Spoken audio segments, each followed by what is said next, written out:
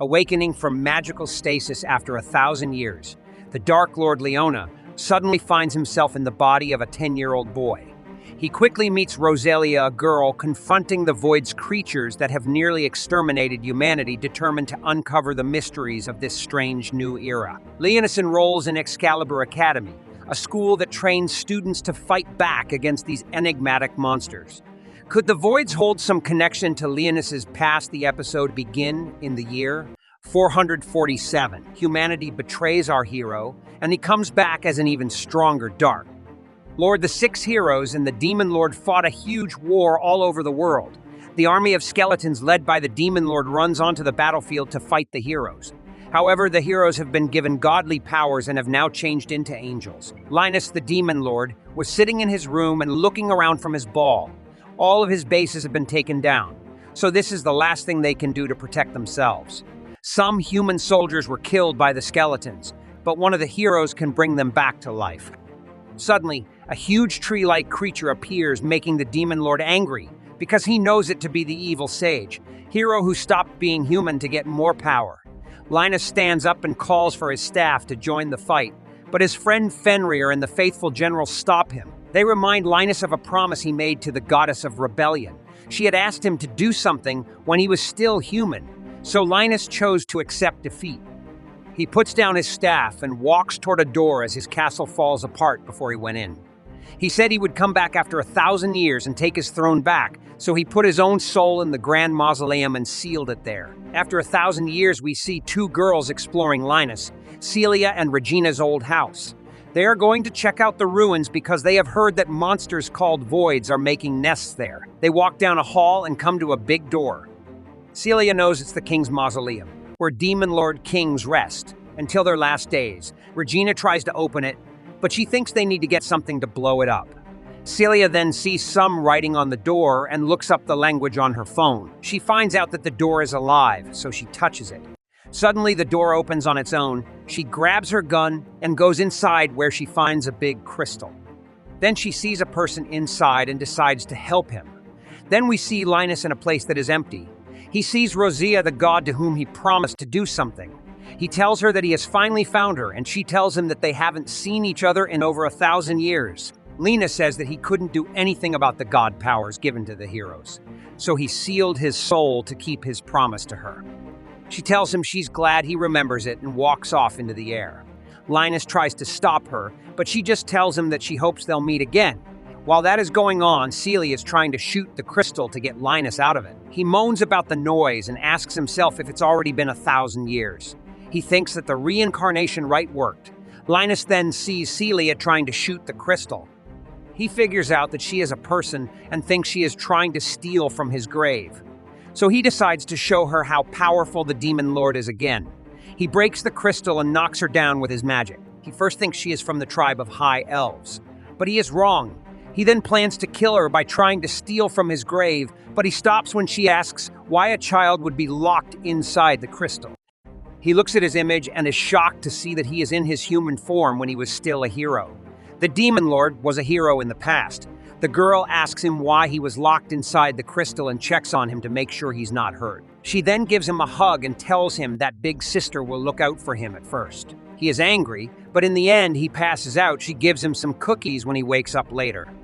He thinks that his body is bad because he passed out from something as simple as hunger. But Selia was there to save him.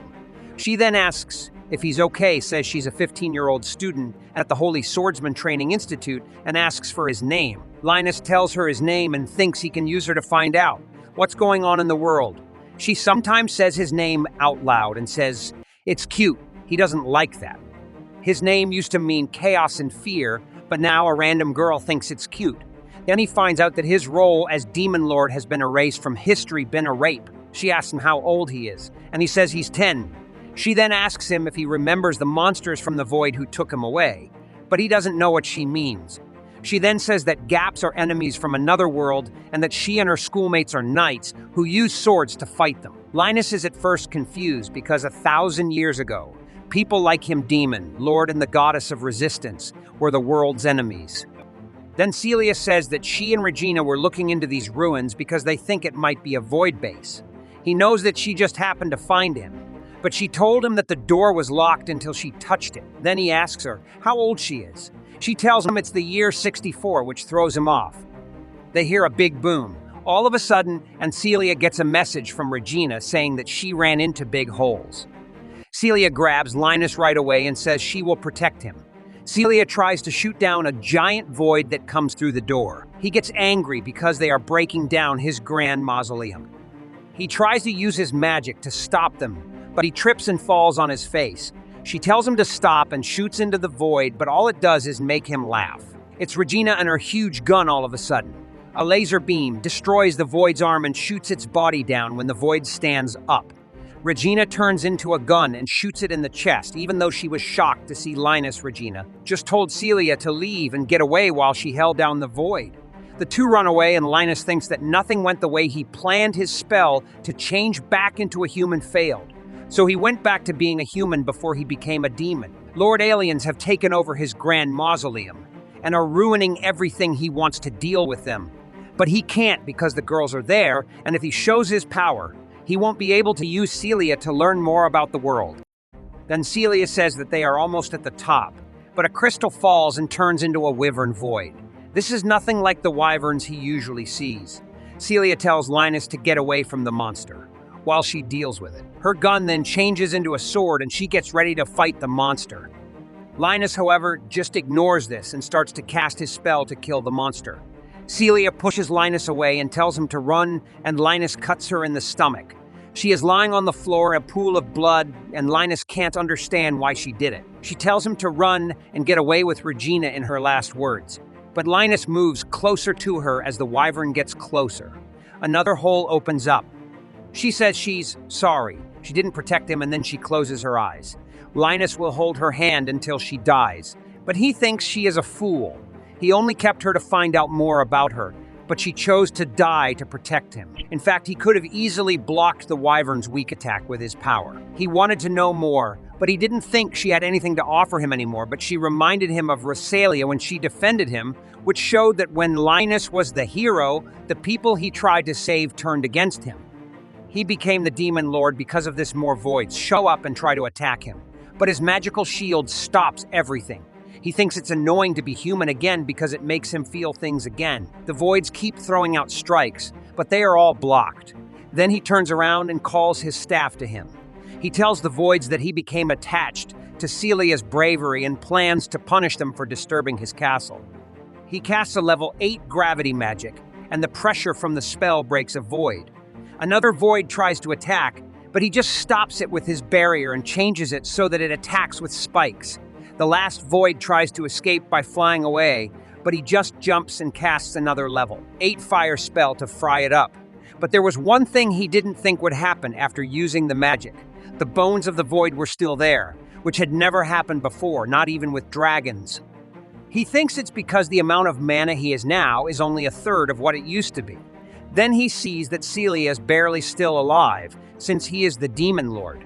He usually doesn't care about human lives, but he still knows her because she tried to protect him. He can't heal her with holy magic, but he can use any spell that has to do with death.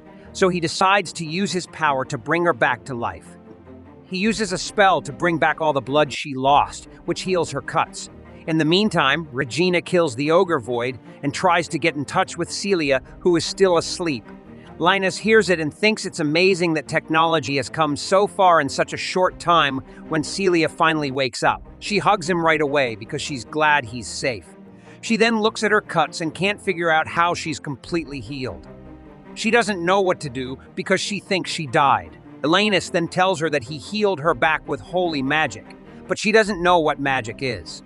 He then learns that Selia and Regina didn't use spells to fight the voids. Instead, they use their advanced magic weapons. He knows that people can't use magic in this time, so they use magic tools that don't require practice or hard work. Selia is still confused, so she asks him if he used the power of a holy sword. He doesn't know what she means. She tells him that some holy swords can heal in the Excalibur Academy. She thinks he can use that power, and that's why the voids took him. She then gives a full description of what holy swords are and how they work. Basically, people use their power to fight voids. Humanity almost lost the war against the Gap 60 years ago. But children woke up the power of the holy sword to control fire, wind, and other things. He realizes that this power is different from the one he uses. So he chooses to keep it secret. When Regina shows up, the girls ask what happened to the empty space. Linus tells a lie when he says that it went away while he was shaking with fear. Then they decide to leave the ruins. Selia asks Linus to ride her bike with her, which makes him confused. He joins her, and as they drive back to the school, Regina keeps teasing Linus after a long drive. Linus can finally see the city, and he realizes that it's the 7th attack garden. Check out the next movie. We'll see you next time. Regina and Selia think about the day as they all make their way to the top. That terrible day, Celia's parents died.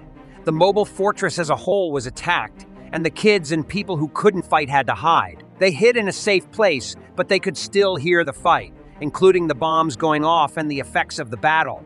In fact, their light goes out and then comes back on all of a sudden. It's not a surprise that the little kids are afraid to support each other. They talk about things that don't matter, and then they fall asleep. The next day, when the fight is over, the shelter door opens and they can see again. When they come out of the shelter, they see that the city has been destroyed. Almost all of the nobles who fought in that fight died in it. Selia falls to the ground and starts crying right away as she thinks about her parents. Regina tries to comfort her as they both think about what awaits them in the next life. At this point, they take Leo to the 7th mobile fortress. Leo. From afar, he sees the building and asks them what it is. Is that where they were going? They told him how important the fortress is to them and how they keep it safe. In fact, Selia says that they are protecting it and that she would do anything to keep the fortress safe. She can't hide who she is or her responsibilities any longer. When they finally get to the fortress, it's much bigger than Leo thought it would be. There's more to it than that. He calls it an island, but they tell him that their fortress is actually a giant float and not really on the ground. They're trying to push it toward the ocean so that they can attack the void from behind and win the battle, which they have already done. Talk like this. Cellular gets a call saying that she sent the kids' information to the government. Leo saved her life when she was almost dead, so she was already under his control even if she didn't take him. Leo has no idea what they are talking about. He has no idea what they mean with their words. He then asks him to explain more, telling him that they believe he is one of the lost children from Boyd's invasion and that they are sure his family has been looking for him. They offer to find his home. He can join the school while Selia tries to explain how it works to him. Regina says she has to leave and asks to get everything they need from the store. Regina leaves and Selia tells Leo that he needs to do this before he can join the school.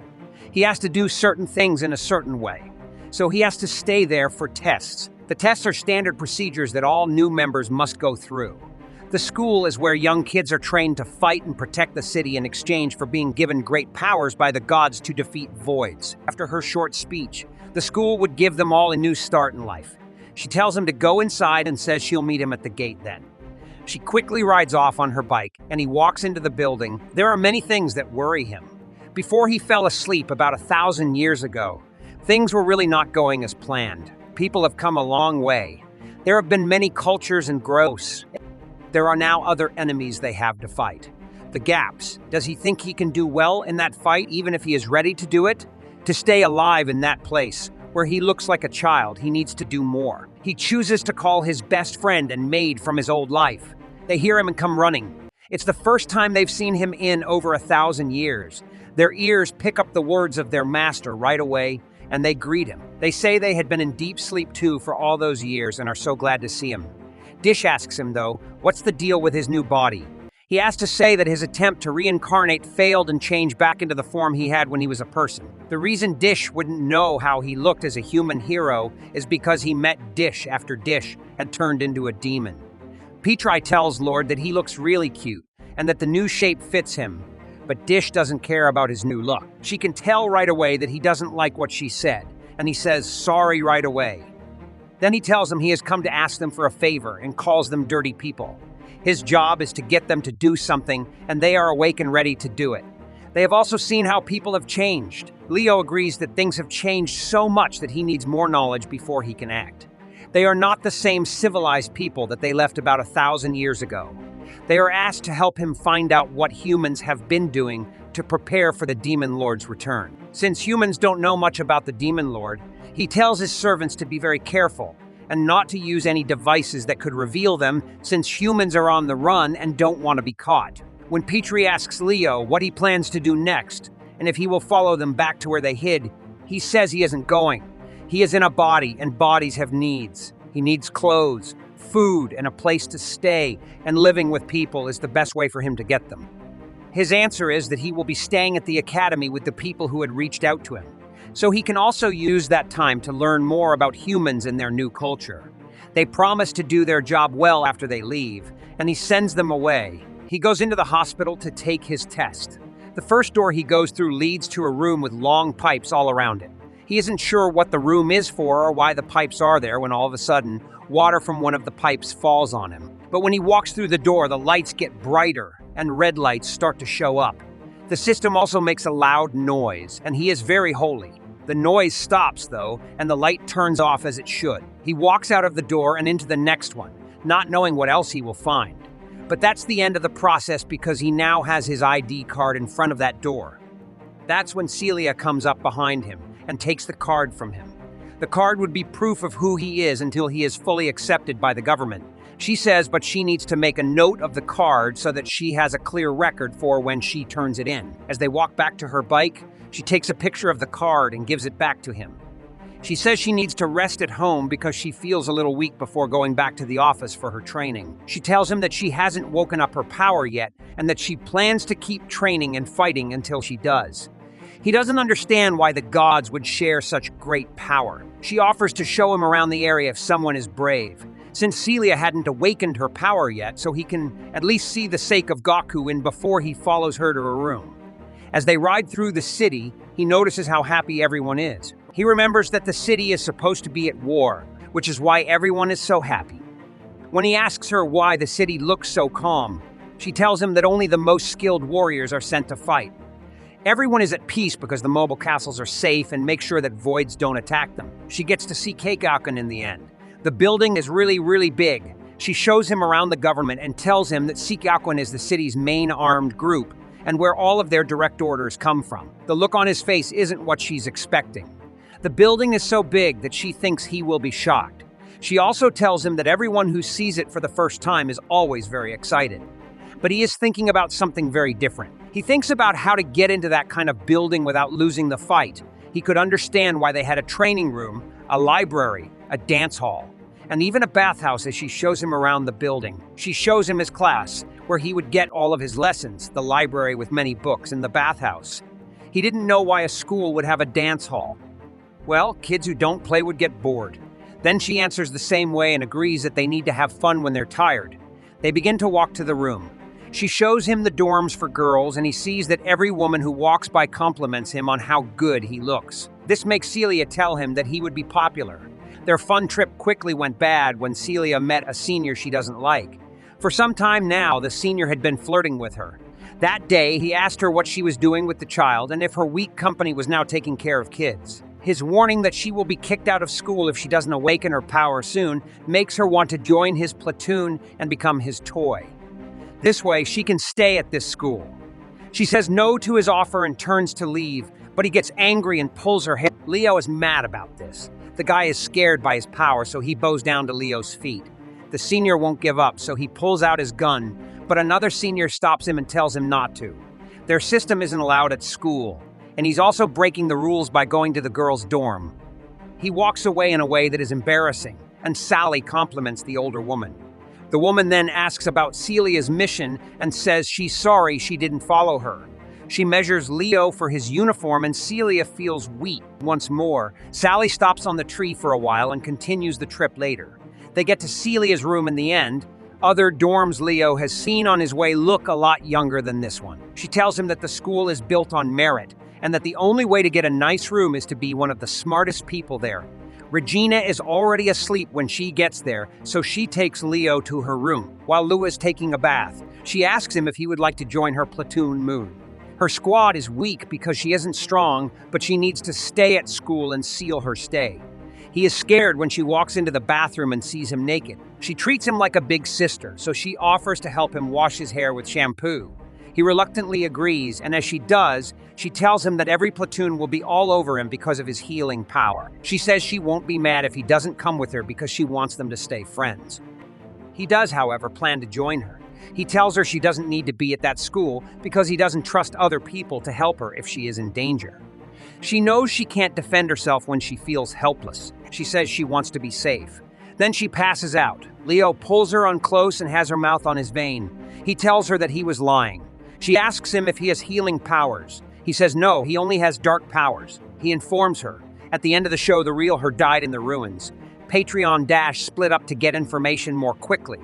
If you watch the whole series, do you think Leo would keep trying to kill all humans? Selia wakes up in her bed, not sure what happened. Lena says she passed out because she didn't have enough energy, so he had to give her some of his. It's not clear to her what he's saying, so she asks about Lena's real name. He only says that he is an old sorcerer who came back to life from the crystal and uses skills that no one remembers. He also tells her that his magic can only control death and that he can't really fix her or bring her back to life because he doesn't have the power to use holy magic. He was only able to save her by making her an undead.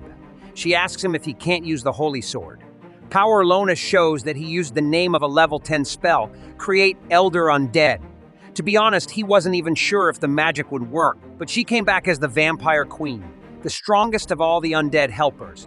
She worries about being a vampire, but Leonis tells her that she didn't have a mother, so her vampire urges made her drink some of his blood. She believes him, and he says he's sorry he wasn't able to save her properly. Lexus decides to listen to her story when she asks. 6 years ago, she lost her city to protect her parents from an attack, and she tells him about it. They both used holy swords and did their best to keep the city safe, she says. She is sad, though, that she had to stay in a home with Regina. After that, she trained to bring the holy sword to life and fight gaps. He doesn't know that she can still make a holy sword appear, so she asks him. He just tells her that being a vampire queen has made her a lot stronger. She's still a little scared, but her mood changes when Lena's stomach makes a noise.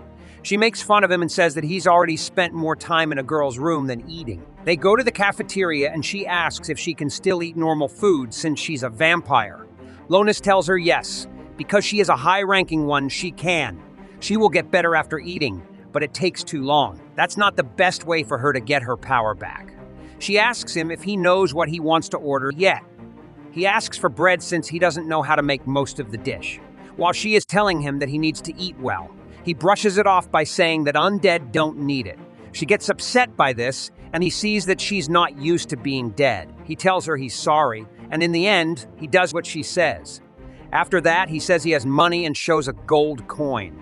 In secret, he's telling himself how rich a demon lord is. It turns out he's broke when Selia asks him what he is. He tries to say that he's a rich guy who can buy the whole business. He is hit hard when Selia tells him that real gold or money is useless these days, because everything is bought with credits. After that, they heard a girl talking to two guys in the background. The guys make fun of the fact that she's not wearing the school uniform and try to take advantage of the fact that one of them has her hold. With her wooden sword, she quickly knocks them down. The girl then scolds them and says she's allowed to dress that way. The guys then run away. Selia runs to the girl quickly and calls her Sakuya. Says Sakuya, everything happened. She was supposed to be in a tactical drill, but she snuck out because it was boring and chose to gamble until she was caught by those two guys. Then she talks about Leonis and says that Aline already brought him up. Selia sticks to her story that he was taken by gaps and she saved him. Sakuya then tells him her name and shakes his hand. Is she someone who has spent her whole life training for the sword? He asks himself how long she has been training.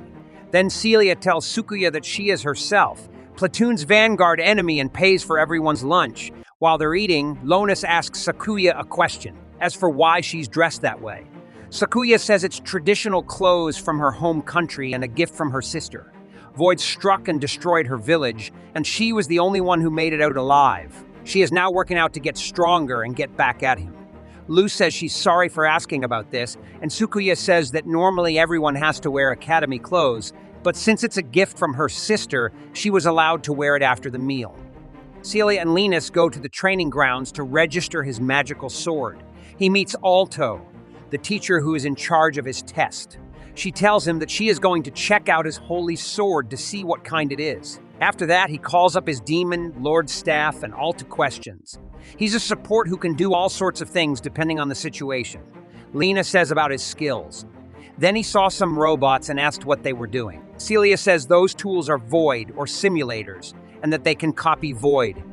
Patterns of battle, he tells Leonis to fight it because it's set to a low level. He thinks that a level 2 gravity spell will be enough to finish it quickly, but it destroys all the robots. All of Selia and Alto can't believe it. Alta asks how he was able to beat that robot and if his holy sword is really a support type. People around her start to look at them because she wants to know more. Then she starts ramming the void simulator to a higher level, but the annoying Mjall shows up and stops them. He wants to take care of the test. Leonis tells Mue he's on the same level as the robots to make fun of him, but he doesn't mind. The man gets so angry that he calls his holy sword a Harry Potter wand, and his pet girls do the same. Selia says that a 5-on-5 fight isn't fair, but Mule just says that his holy sword can control other people as his weapon. And Lexus is full of himself when he says he will beat the 5 noobs. Selia agrees to help him fall for Musel's plan because he will let her help Linus as long as she meets one condition. It's possible that she will become his toy if she loses.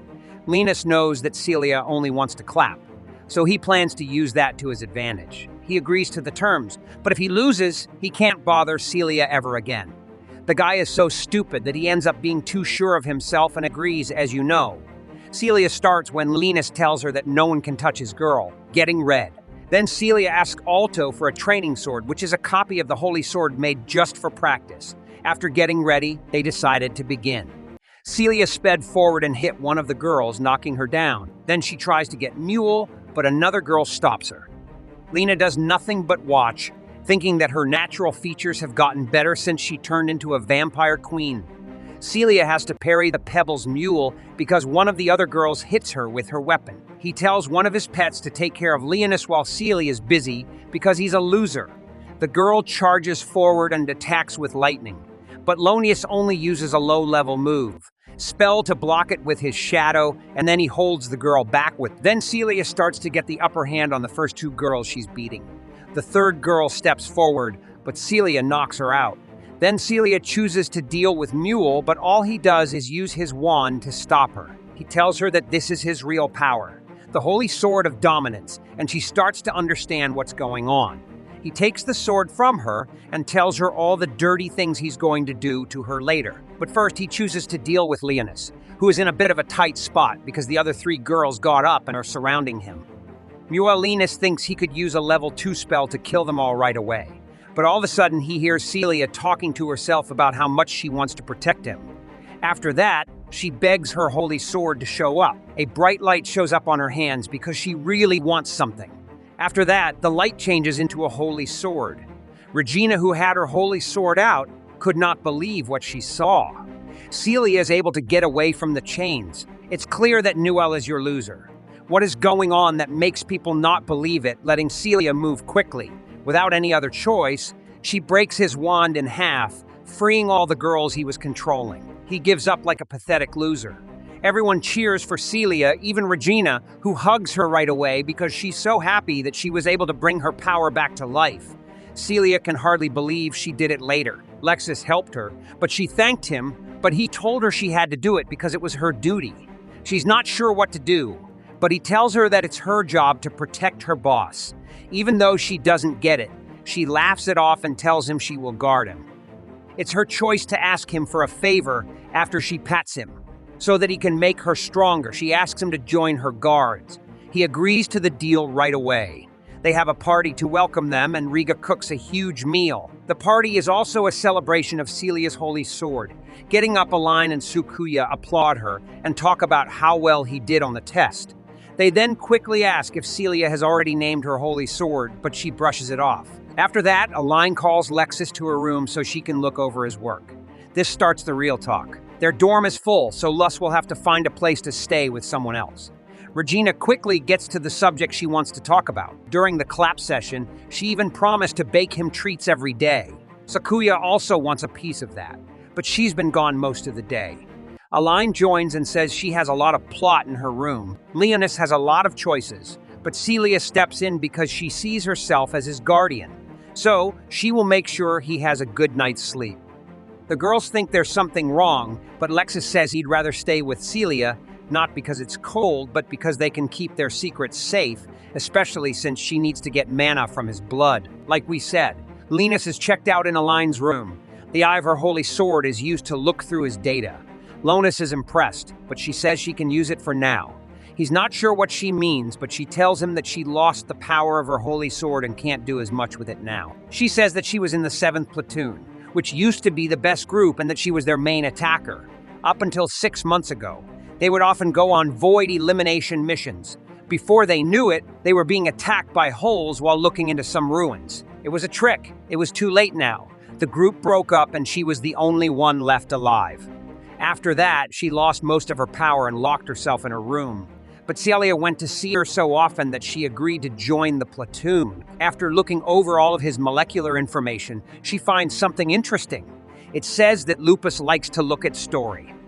She tells him it's bad to be bad. He then sees a map on her screen and asks if he can look at it. She agrees and gives him a tablet with the map on it.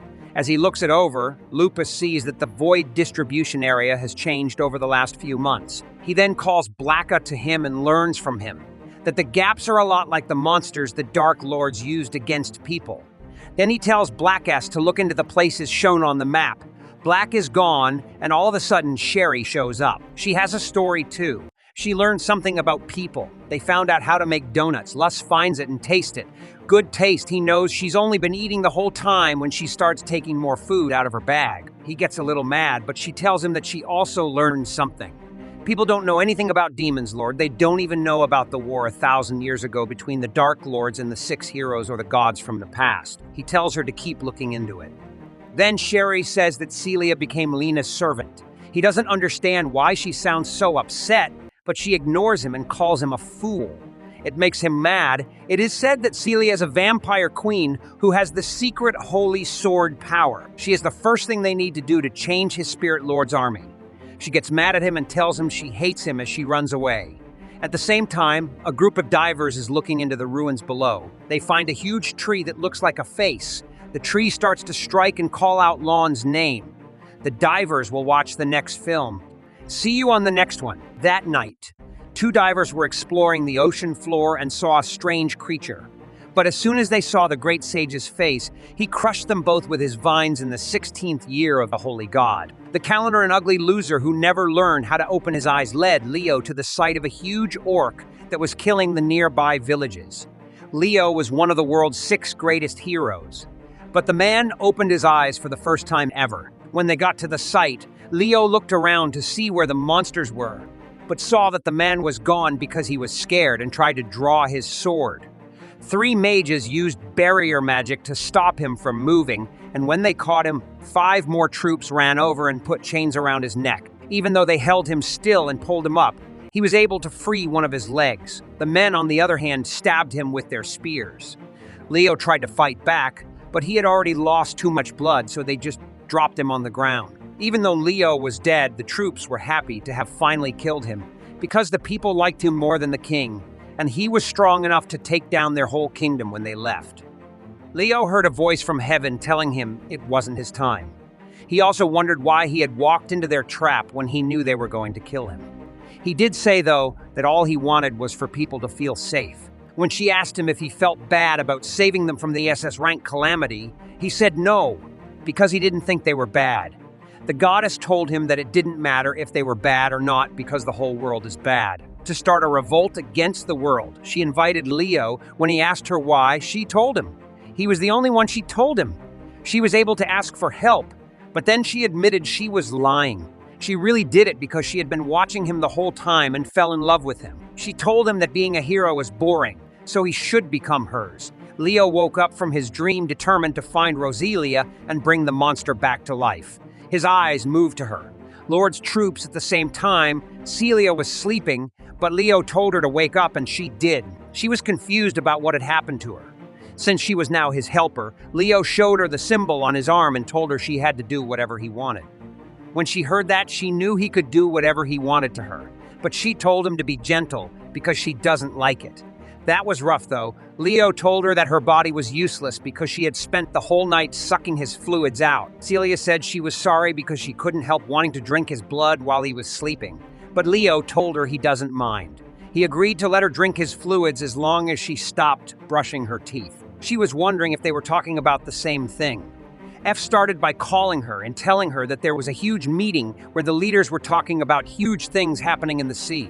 Last night, Selia asked her what they were talking about, and she said that 3 troops had disappeared without a trace. She also said that she would look into what was causing the trouble, but her whole fleet of missiles was the problem. Brother, we need to stay focused in the back. We need to stay on task after the call is over. She told Leo that today they don't have school, so she planned to do something. While they were training together, Leo wondered if she wanted to drain all of his body fluids first to get her mana back. At the same time, the island's leaders were still looking for the divers who had gone missing. But when they watched the tape from the previous night, they saw that the divers had been taken by a void creature. After all, the 3rd attack garden was destroyed 6 years ago, and a building very much like it had shown up under the island.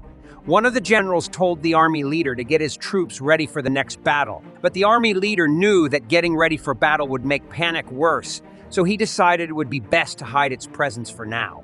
The phone started to ring, and when one of the leaders hung up, he said that the building hadn't been seen since last night. Celia was training at the same time against the drone robots. She knocked them off and cut down one of them. She was done with her lesson on the system, Leo thought. I was amazed at how smoothly she used the sword, and I wondered if she had ever been trained. So she told them that she had been teaching herself how to comfort herself since she had never had a family. Her Leo told her that he would teach her how to use her mana to improve her physical skills and get the most out of her vampire queen magic. But he wanted to really challenge her, so he called up his wand and used it to create a magical bubble of cover from the ground up around them. He started to spawn a bunch of skeletons, which scared Celia because she had never seen any before. She started running towards them one by one, though. She began cutting them all down and jumped to avoid their attacks as Leo called up hundreds more until she was beaten. Every one of them she moaned because she was so tired, so Leo used his one to eat their bodies, as she thanked him. Leo told her that she could recharge her mana because she was already much stronger than she was before. Even so, she still wanted Leo to train her more and show her how to use the sword, but before he told her to watch what she was saying, he started to growl because he was hungry. At the same time, F Sphere was looking for the missing men in the attack garden, and divers were still looking for their bodies on the other side of the island below. This was the last time Sakuya's ugly behind lost any money. As she got closer, she saw Blackus sitting alone. She saw that he didn't have a collar, so she chose to name him Karain. When he growled at her, she tied her food to him and left him in F's dorm. Mrs. Huge Cannons came in and told F to try on her new warm suit made of liquid. Before making Leo drink all of her liquid, F asked if it was good and wished her luck. Sakuya then walked in and said something smelled like fish. Sakuya told Regina that it had to be the new food she made. But after sitting down to eat, she said it had to be something else. When Regina asked F why she was wearing her outfit, she told her that she was still looking into the whole attack garden. Even though it was her day off and Sakuya was already asleep in the city, Leo was still amazed at how well their society worked and how peaceful everyone was. Sherry's jerk boyfriend turned into a cook to feed Leo the best food. When her boss asked her to cut up the potatoes, she told him she had a sharper knife and cut everything up along with his plate. The boss yelled that this was why her master had rejected her, because of how ugly and pointless she was. What did he say as she was cleaning the stores outside? While Celia drove Leo around and went to get him food, Sherry looked at her with jealousy and thought why he would choose an ugly old woman over her. A few minutes later, Celia arrived at the restaurant. He wasn't sure why the kids who came to see Celia were there because they were at a shelter to see her. And she told him that they made money by selling food like a restaurant. Leo saw that some of them were his age and thought that was funny. He thought back to the times when he was hungry and didn't have much money and saw her smiling around them. He was glad that people in the world cared about those kids. Someone big and ugly asked him if he was friends with Celia. While Celia was unpacking her food, a jerk came up to her and grabbed her skirt, but Leo shot him before he could do any damage. He was told by Celia that he was just a kid and didn't know what he was doing. He got his shadows out of the way. When the orphanage guardian finally showed up, Celia told her that he was the lead she found in the dungeon. So everyone ran and thought he was the coolest guy for being able to stay alive against gaps. When Selia told the kids that she had brought donuts, they all ran and were excited to eat their favorite food. The Guardian told them to be quiet. Leo realized as he looked at them that this was the place Selia wanted to protect. However, the place he wanted to protect was still under the water. The new divers were not sure where the building had gone, but someone inside the cave heard something. When there was a jolt against the wall, F saw the monitor and read it. Sakuya, on the other hand, felt it in her bones. Two guys were talking about how Annie just had her climax. Video was, but they saw huge trees all over the building ready to eat their useless behinds for not liking my videos. But Leo liked eating his food with the orphanage kids at the same time. Watch this movie until next time. All of you great plot masters, our episodes today begin in a village under attack by giant goblins. In this village, we find a young man named Leo, along with the Dark Princes who used to protect it when they were human. We also notice a girl from the Dark Princes attempting to find a way to get rid of the giant goblins. Suddenly, an old Dark Prince named Arakiel, using a very unusual and scorching spell, tells her that she will burn the entire city and humans will die along with the goblins. The old prince tells her it doesn't matter, as long as they eliminate these giant monsters. The scene then shifts to the humans, who are suffering greatly from the high temperatures produced by this spell. Leo decides to intervene and takes his sword, cutting the radiant enchantment in half and disposing of it. At that moment, the old Dark Prince questions Leo's actions and why he stopped his spell. Leo informs him that they can defeat the goblins without killing the humans. Leo then proceeds to attack the goblins, one by one, until he has defeated them all, bringing relief to the city's inhabitants who are in danger of being destroyed by these giant creatures. The old Dark Prince is left frustrated and vengeful towards Leo. On another front, we learn that the giant monster lurking beneath the academy is the same old Dark Prince, Arakiel, who is one of the princes of destruction. He has joined forces with a cursed tree and intends to destroy the city containing the sacred sword. He also wants to exterminate all humans and has entwined the tree's roots with the city from below to gain control. Meanwhile, an emergency meeting is held at the academy when they notice an unusual proliferation of an entity spreading rapidly in the depths beneath the academy. They fear it might be one of the mysterious creatures they call the Voiders. They start analyzing its movements to understand how it reproduces. Suddenly, the fighter Elphany contacts them and informs them that what is under the academy is a massive colony of these mysterious creatures. The fighter Elphany informs them that the colony beneath the ocean floor is large and inhabited by giant and mysterious monsters. They realize the urgency of the situation and decide to take action immediately to eliminate these creatures, as in this chaotic moment, they declare a state of emergency. The scene shifts back to Elphany and Sakura, who are extremely anxious and want to reach Leo as soon as possible to inform him of the discoveries beneath the ocean floor. Meanwhile, Leo is at an orphanage having a meal with Selia, admiring the delicious food prepared by the humans. He reflects on the kindness and abilities of these people.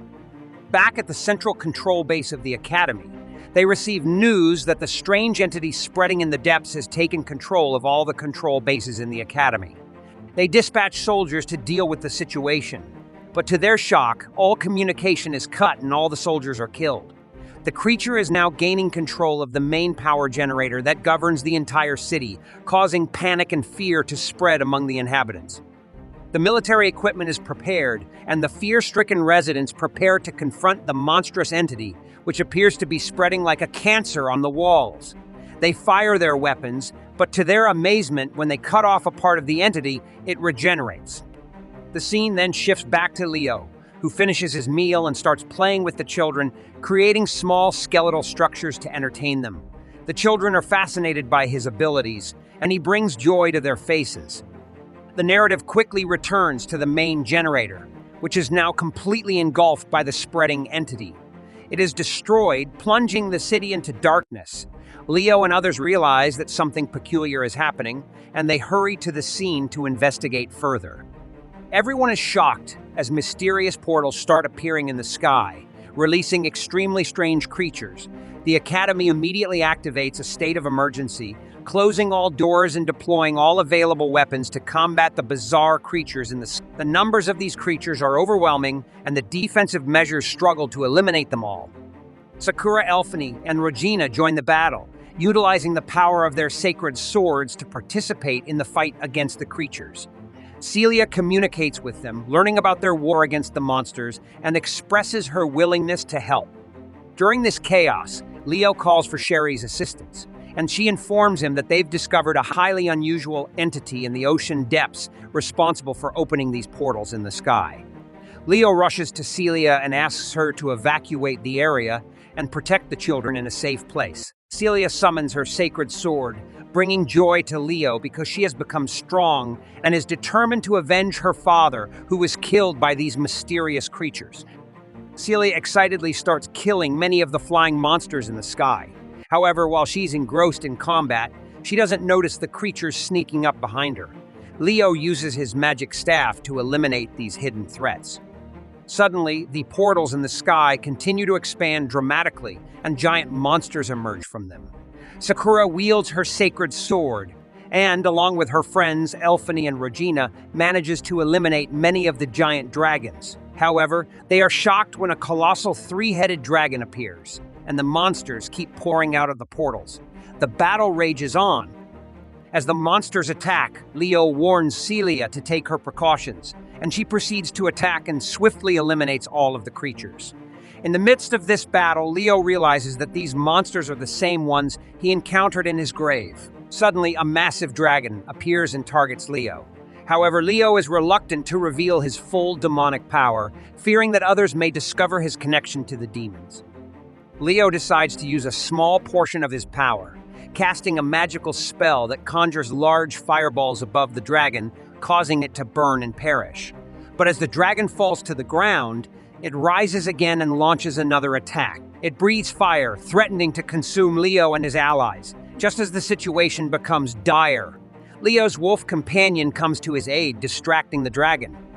Leo, wielding his magic staff once more, uses a powerful spell to defeat the dragon entirely. Selia is left in awe of Leo's immense power and questions how he possesses such strength. Suddenly, the ground beneath Selia ruptures and cursed tree roots emerge, ensnaring her and pulling her downward. Leo rushes to her rescue and realizes that the monstrous entity is Arakiel, the prince of destruction, who has merged with the cursed tree, altering his appearance. The outcome hangs in the balance as Leo confronts the monstrous Arakiel, and the question remains whether he can save Selia from impending doom.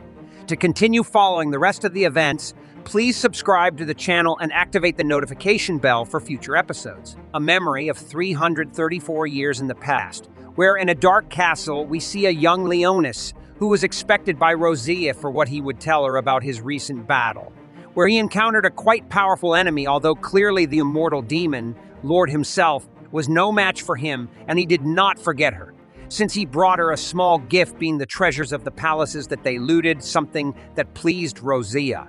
But for the moment, it would be kept in the shadows, a spell learned thanks to the Prince of Shadows, Blas, who is his servant dog even if his kingdom was collapsed. He could save them all with his shadow, although Riselia, after seeing all his achievements, she wanted to reward him properly by standing up and invoking a powerful sword. But not just any sword, since at its current level, a holy sword would not be of its height. But on the other hand, a demonic sword would be the most appropriate, wrapping the holy sword in darkness.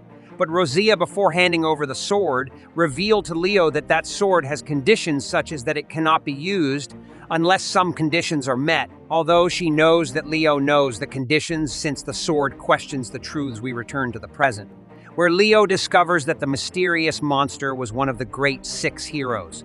He do a fire spell to try to see under the earth, although he quickly remembered that he has a seal which connects him with Riselia, so he can confirm that she is alive quickly. Bliss appeared among the shadows, lamenting that they have to face that old enemy again. But Leo suspects that Arakiel is not only a monster, but perhaps he is their own king, and although Blas could not believe that his old enemy is still alive, this gave him hope. He came out since then he was. It is very likely that Riselia has also revived. But for now, Blas wanted to know what they would do with all the children, since they were in the middle of an attack. But while Leonis was observing them, he could recognize that. Look, where too much power terrifies people's hearts, something that was repeated in the years. both in the past and in the present, so he went directly to the little ones to ask them to take shelter in the cabin, although to his surprise he thanked him for saving them from the Boyds, although he believed that he would hate him, since he let them kidnap. Selia still swore that she would do whatever it took to bring Riselia back to make all the children happy. So it was time to leave using an underwater barrier spell which would protect the children's home. But for extra security, he would bring in his strongest elite men who also protect us, so nothing bad would happen to them as long as they stay inside the restaurant. And although this made the children happy, but a part of Leo wondered if he really wanted to protect them. But he quickly remembered that it is his duty to protect the home of the tribe of the sword, which would be applied since Riselia is part of her tribe, so she will follow her ideals. Although before leaving, Black shows him what a human gave him being a little food, so Leo wanted to know where he got it from. But Black stressed that he doesn't know her name, only that it was a kind girl who put food on his neck after he let her caress him. Although at that moment, Black feel a small sound was heard, and when search entered, the Earth found Riselia's communicator, where the girls were trying to find out how he was. Even the dolphin spheres had been sent to search because in the middle of the city, Sakuya was trying to kill a big monster, managing to kill some of his heads, being supported by Relina, who practically she was exhausted. But she didn't stop using her spiritual weapon to bombard the monster, and as if it weren't enough, many more appeared behind her. So they had no choice but to continue giving their all while the end called for reinforcements from above, since they knew they couldn't. I would be very hesitant without Riselia, but Leonis took the communicator to tell Riselia the current situation, promising that he will bring her back, although he needs her location. He hoped that she would use the spheres to have a better location, but in the end he refused to help him, asking her to wait for the army, although Leonis was firm that she would go with or without their help. However, in the end, she did not know what to do since her friends were at the limit, where they even had to fight dragons. But thanks to Regina's power, they were immediately eliminated. Even thus, the protagonist finally asked him to see his spheres, where they had a strange round mark, this being caused by Leo, who would later give his explanations. But for the moment he would go by Riselia. So at last, without any further options, he revealed the location of his friend, who were the underground sector number 7, near the center of the tactical city, where for some reason there are magical reactions, but to talk too much of Boyd went straight to the end, who thanks to a whip was saved. This being Sherry's, who did not want to be seen and feeling somewhat exhausted since she did not want to save other girls. But even so, that was better than a boring part-time job. Once with the information from Dark Lord Leonis, he arrived at Sector 7, where, with her trusty Corcel Blas, they would go for Araquile, although Blas recognizes the area already had exploded before, so it will be easy to get there, although he asks his master why he doesn't use Cherie for the mission. But Leonis states that although she tried many times before to eliminate him and has a good level of combat, she is not up to the situation. Even so, Blas wanted to know why he did so much for humans. So his master had to admit that he really likes humans, which reminded Blas of lions from the past continuing on his path. But to get there even faster, he would burn the entire wall. But to his surprise, Eric had taken full control of the area. But this did not matter to Leo, who was sure that he would recover his family. So the Pra quickly invoked a fire spell, which we hoped to quickly finish off his algae. And although this worked quite well, Araquile had a very strong regenerative power, managing to remain practically as good as new. But Araquile would recognize his old enemy, where he would ask him how he is alive, since he must have died about 1,000 years ago. And although the protagonist surprised him more that he could speak with, that new form revealed that someone like him would never die, although Araquile called him stupid since those 1,000 years in which he was not there. The world changed drastically, revealing that this world regenerates with the empty star, something that Leonis could not understand. So he asked him for an explanation. Araquile revealed to him that he is the chosen one of the moon, while he invoked small crystals of spirits, which were captured monks, which surprised Leo since he was working with the monks of the old Holy Order and Riselia was. He was inside Araquile, who couldn't move. But upon hearing Leo's voice, he managed to calm down. Even so, Eriquile wouldn't make it easy by trying to attack the protagonist, who was left with no choice but to start using spells to eliminate him with the help of Blas, who lamented that the situation since Eriquile's power did not seem to have decreased. So the battle would not be easy, although Leo noticed a little more power, assuming that he was absorbing the power of the city. But the Arch-Knowing immediately used multiple spiritual magic, which gave him advantage of shooting in all directions. And although Leo dodged the sword, he could not avoid a blow to the arm, which would make him angry. So he would try again to finish off his enemy with Blas's magical power, but his attacks would have no effect since the captured Menem monks gave him too much magical power. So he would defend and attack eternally and with practically no options. Leo would begin to apologize to Blas, since he was about to do something stupid, although at that moment, Riselia would look for a way to free himself since he wanted to help Leonis. Although the more force she exerted, she only managed to get the seaweed to cut her. But none of this mattered to her Riselia, who regretted being so weak. But thanks to that, she was able to invoke her spiritual sword. Leoni kept trying to get closer using spells to wear down Eriquile. Looking for the moment indicated Riselia using her blood, which had been spilled on the wall, managed to make it obey her by cutting all the algae. After all, she was the vampire queen, and just at that moment, Leonis was able to determine her location by shooting something at her chest, which would give her a powerful transformation immediately, freeing himself from Eriquile's algae. But at that moment, Black Ace had to retreat, since he had used more magic power than necessary, which was not his problem. Since now the protagonist was not alone being able to meet with Riselia, although, since it was his first transformation, almost fell due to not knowing how to use her wings, but Leo managed to stabilize her, glad that she finally managed to use the power of the vampires. Although Riselia admitted that it was thanks to him for shooting his blood into her chest, but Leo knew that that was just a small activator and the true force was inside her. Although an angry man interrupts them, who assures that, if he cannot eliminate them directly, he will do so indirectly by starting to gather all his power, which Blas recognized immediately, since he was thinking of burning everything in the area, both his enemies, the city, and him if necessary. But Leonis had a solution, although it would take some time, so he needed Riselia, who should take care of him a little, which she swore to do, showing the power of her holy sword, where with a little of blood, he was able to finish off the other algae, leaving the path clear for the Onus, who he planned to use in the gift that was once given to him in the past, since there was no more need to contain himself with Riselia safe. But he quickly remembered Riselia, who warned him that that sword questioned the truth. In other words, it retained its will as a sacred sword despite being a demonic sword, and not being met that condition the sword could not be used. But as Riselia continued to defend the plot, he would know that he would use his sword to protect the kingdom, something that he really wanted to do, managing to dismantle such a sword, which once Riselia told him that a sacred sword given by the gods was given to save the world, something that impressed Eriquile, since it was impossible for Leonis to use it, and although he knew that he would lose, the protagonist warned him that his destiny is perdition. But before eliminating him, Leo assured him that he would be able to defeat any evil managing to cut Eriquile in half, who would cease to exist in that world. So the boys would have no more orders stopping appearing, and the few those who remained would stop attacking, which the headquarters noticed, being surprised that today would not be their last day on Earth, and the command center quickly noticed an explosion that came directly from the magic furnace. So they assumed that their leader was stuck, and for consuming so much magical power, it exploded, being a good stroke of luck. Although in reality, it was thanks to our protagonists, who would meet with their friends to be happy that everyone was safe and no one was hurt.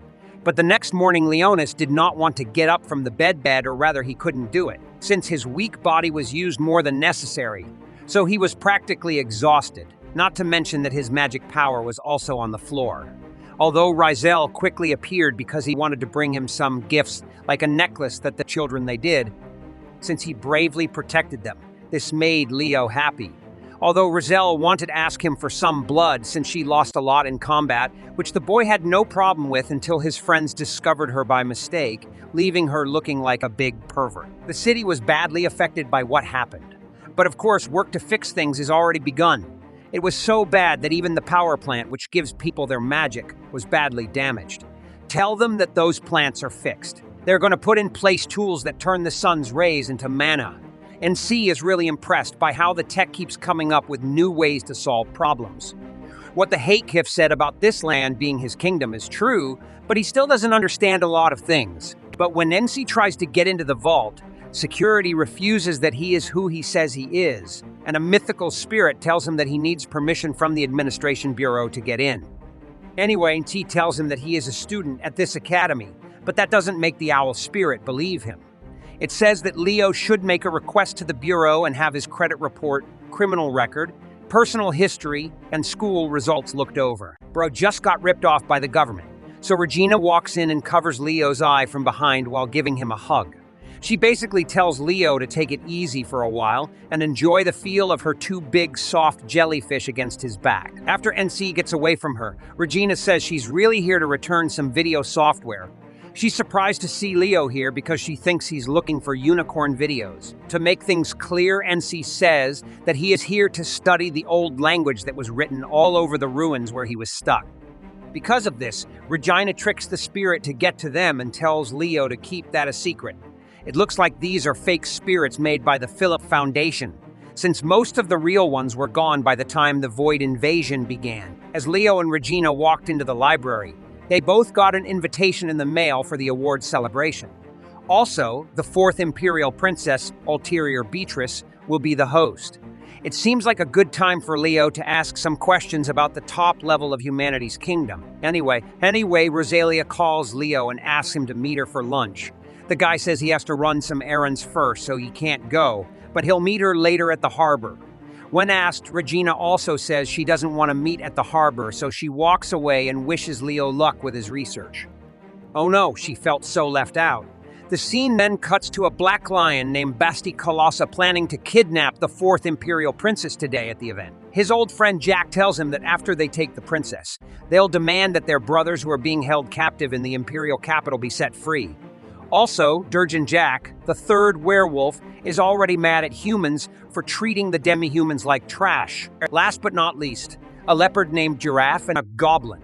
Basta is told by Elsa that the humans have holy swords, which means they can't fight them. After the Alpha Wolves group is done talking, a mysterious girl walks in and starts to mock them, though she actually intends to assist them with their mission, as she reveals that she has a power that surpasses the holy sword and out of the blue.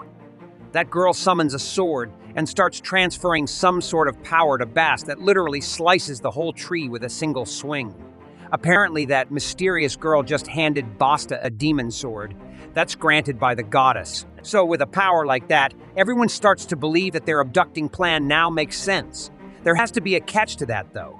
She suggests then to hijack the Hyperion along with the princess. Besides, if they steal a ship, then they can sail directly into the capital and get their pals back.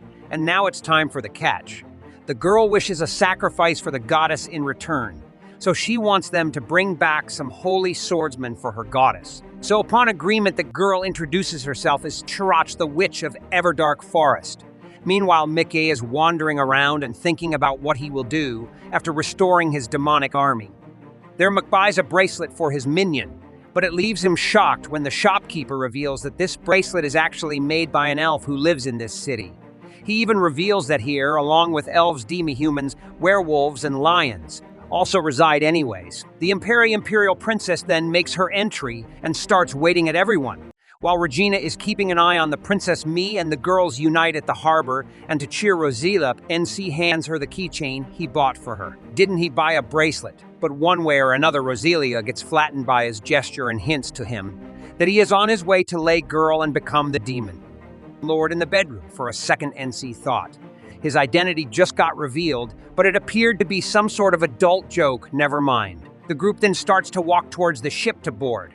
So Mick asks them why Regina isn't joining them, even though she strikes him as a party girl, and to be honest, the girls also don't have a proper answer for that.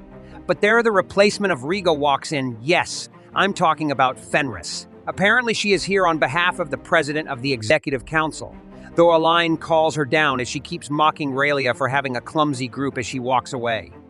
Riselia tells Mix that she is Fenris Ediths, a girl who has been stuck with Riselia since she was a kid anyways. The abducting mission also begins as Bastia and Haza killed 2 guards and literally cut their face skin off. Moreover, as they wear the guards' facial skin, they turn into the people they just killed. That actually looks so creepy. The ceremony began as the ship sailed away while NC and the group were having a great time. Though NC separates from the group as he sits next to the pool and takes a look at his research, turns out somebody attempted to cover up the historical past. There isn't a single mention of the gods, the 6 heroes, the goddess of rebellion, or the 8 demon lords plus. He can't find any details on why sorcery died out while magical technology evolved there. Sherry bumps into McDisguise as a wait staff. She then reveals that this ship is powered by a monocrystal, and the defenses are somewhat similar to the assault garden. It even has artillery and autocannons along with flying weapons. And before she would leave for further intel, Mick stops her and tells her that he has a gift for her, since she is his only loyal maid. So the guy summons a churro, which actually disappoints Sherry, because she doesn't find perishable objects as presents okay. So who is going to have that bracelet? My guess is Reg, though. Sherry immediately teleports away as Riselia walks in, and Dang NC is about to nosebleed as he sees Riselia and her swimming suit along with Tessira. But the Demon Lord legit fights his inner demons and declines the polite request of joining the girls because he didn't bring a swimsuit, but say no more. Because Roselle apparently planned that out as she brought a boxer for NC in the very next moment. Riselia teaches Mick how to swim, but that doesn't seem to work because our boy can't get his eyes off on those floating footballs, while these people are living. Regina, on the other hand, starts to feel lonely after isolating herself. On the other hand, Basty and Giraffe kill Arya's bodyguards as they are taking her to the conference room. While the princess is surrounded, her pet manages to run away, and just like that, a great panic gets created as the demi-humans reveal themselves in front of everyone. Hanak. While Hanak summons his sword and activates the face thief, Magic Fenris acts over smart as she believes that only humans can wield the holy swords. She even summons her pet to engage in a fight, but Ile shoots at the ground and warns her to not take a single step or she'll kill the hostages, and for the safe side, Jack places a bond that will explode. If anyone tries to do anything funny, Team Alpha Wolves ties everyone up and takes their cell phones like it's shown in the movies. They even separate Maxi and his group plus Fenris from the crowd. Ella then informs everyone that they intend to take the beloved princess hostage, because apparently they want their buddies to be released from prison. Looks like Fenris has some sort of arrogant personality, because even in this situation, the girl triggers the kidnappers that their friends won't be released. No matter what, someone silences her before she ends up getting someone killed, and lucky for her. These people were instructed not to kill the holy swordsman, as they were kept to be sacrificed for the goddess that actually rings a bell in Mexi's head as the boy teleports, without the bad guys noticing. Whereas the princess is forced to sail the ship to the capital as it runs only by her command. But before they would start their journey, the princess reveals that they are about to sail directly into a void reef. Even though it scares everyone, Shaq instructs them to crash the ship into the reef, because she finds it a perfect offering for the goddess if the holy swordsman gets tainted by a miasma of nothingness. Besides, she doesn't give a damn about Basis' plan. As the leader tries to stop her, Shock burns the crap out of that guy as they're at it. The princess's pet, the royal family's carbuncle, walks towards Regina and tells her about the princess being in danger. So as the ship breaks the ropes and starts to sail away, Regina immediately jumps towards the staircase, though we're not sure if she made it or not. Mac, on the other hand, gets lost in the cruise, but luckily he bumps into Regina and Carbuncle there. The story takes an interesting plot, because Regina seems pretty worried as she reveals that her little sister is in trouble. On a special night, a strange red star shone in the sky. So they called it the Scarlet Calamity, and that same night the son of the royal family was born, and due to strange rules of the past, the king agreed to get rid of the baby, since it was a tradition, a very rare one in which the 4th royal child will never see the light of day, since in the past in Japan, the number 4 meant synonymous with bad luck. But when Prince Crystalia found out about this, he simply couldn't accept it. So at night, he intercepted the year where the baby was being taken for execution, since Prince Crystalia could not allow something so horrible. So he took him home with his wife who had recently given birth. So the baby ended up being her sister, and as she grew up, we can see how all this time, Regina, was under the radar being Risel's maid, although in front of Leonis Raina revealed her full name being Reincarnates, or Taya's sister of the 4th Imperial Princess. So this was the reason why she did not accompany them to the party, since in the library. She promised to go, but when she was at the port and saw her sister from afar, she simply could not get close.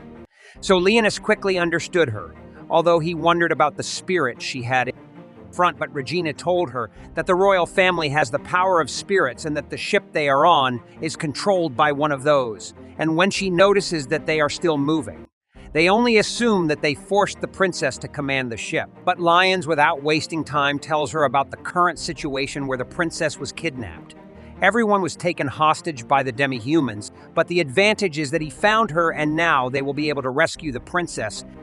Together, they release the spirit of the princess, which goes straight towards her. But in the Great Hall, where all the guests were taken hostage, where Fenris asked where they are taking them. But Elsa did not feel like talking, although Wolf took the opportunity to annoy her by asking her to try to escape with her sacred weapon, since it would be enchanted to defeat her. And without being heard, the end tells her that one of her sacred swords is hidden in the chandelier, and she was able to analyze that they have too many explosives. But the one who controls the mecha is Jack, so ending the first one would be a great advantage in having the plan in mind. The first step would be to free himself, so Riesel could find himself with a metal Ao, which would be quite useful since, despite not being able to use his spiritual weapon, he could use his vampire blood to defend himself, returning to Regina and Leonia. When they arrive at the control center, they do not meet anyone, but they do encounter artificial spirits which blocked all types of signals, not to mention that they destroyed part of the communicator. So it would be difficult to change the course of the ship without considering that Regina was able to enter the ship since a loud scream was heard. So if I heard it again, they could surely find the princess. But Leonis wanted me to use telepathy, using the princess's spirit called Carbuncle, after all being royalty. I could use it, although Regina seemed to have her doubts, since he had never contacted her in that way. And she was very nervous, although Leonis assured her that this is not the time to be nervous, since such words could hurt her. Encouraged Rayana, who, without any other options, used Carbuncle to try to communicate with the princess, who responded immediately, asking who was talking to her, and due to the fear of the moment, Regina lied that she was a spiritualist also as not to be recognized. But she still took advantage of the moment to ask where they were taking her, and the princess was touched to the airship, so Rayana promised her that they would go and save her immediately. But Ray asked that they forget her and prioritize everyone on the ship, since they are sailing directly towards a great stampede of voids, which they confirm when they see the marine radar. So the main thing would be to stop that ship, change its course, save the people. Renes and rescue the Princess King, but there was no time since the radar warned them how close they were to the stampede. So Leonis asked for information about the princess and where she was going, since there were only 2 Leonis, he would take on the task of saving to the princess, while Rihanna would try to divert the ship. And although it was risky, Leonis broke the window to leave, ensuring that they will be fine, and it is the only possible way. So do not fear for him, since he will be in charge of bringing Ray back, although returning with the Riesel reins. And finally, they prepare to save everyone by attacking the elf first. But in those moments, Fenris did not seem to want to shut up, so Wolf would quickly get tired, although Elsa forbade him from harming him, since they need them alive. Although without being seen, Sakuya, she freed herself, saying that she was simply hungry, so they could ignore her, although Wolf did not like this, since they were teasing him, although he stopped her since Sakuya had the sword of Orin, quickly impressing Wolf, since he recognizes that his clan is famous since they usually faceboyd only with their katanas, although Fen R is angry, so she asked not to be ignored, but before being cut, she would manage to dodge his attack and then take his arm and stop having it, and no matter what happens. Wolf ordered to explode the ship, but before Jack could do anything, the spiritual weapon of the end managed to cut his wand.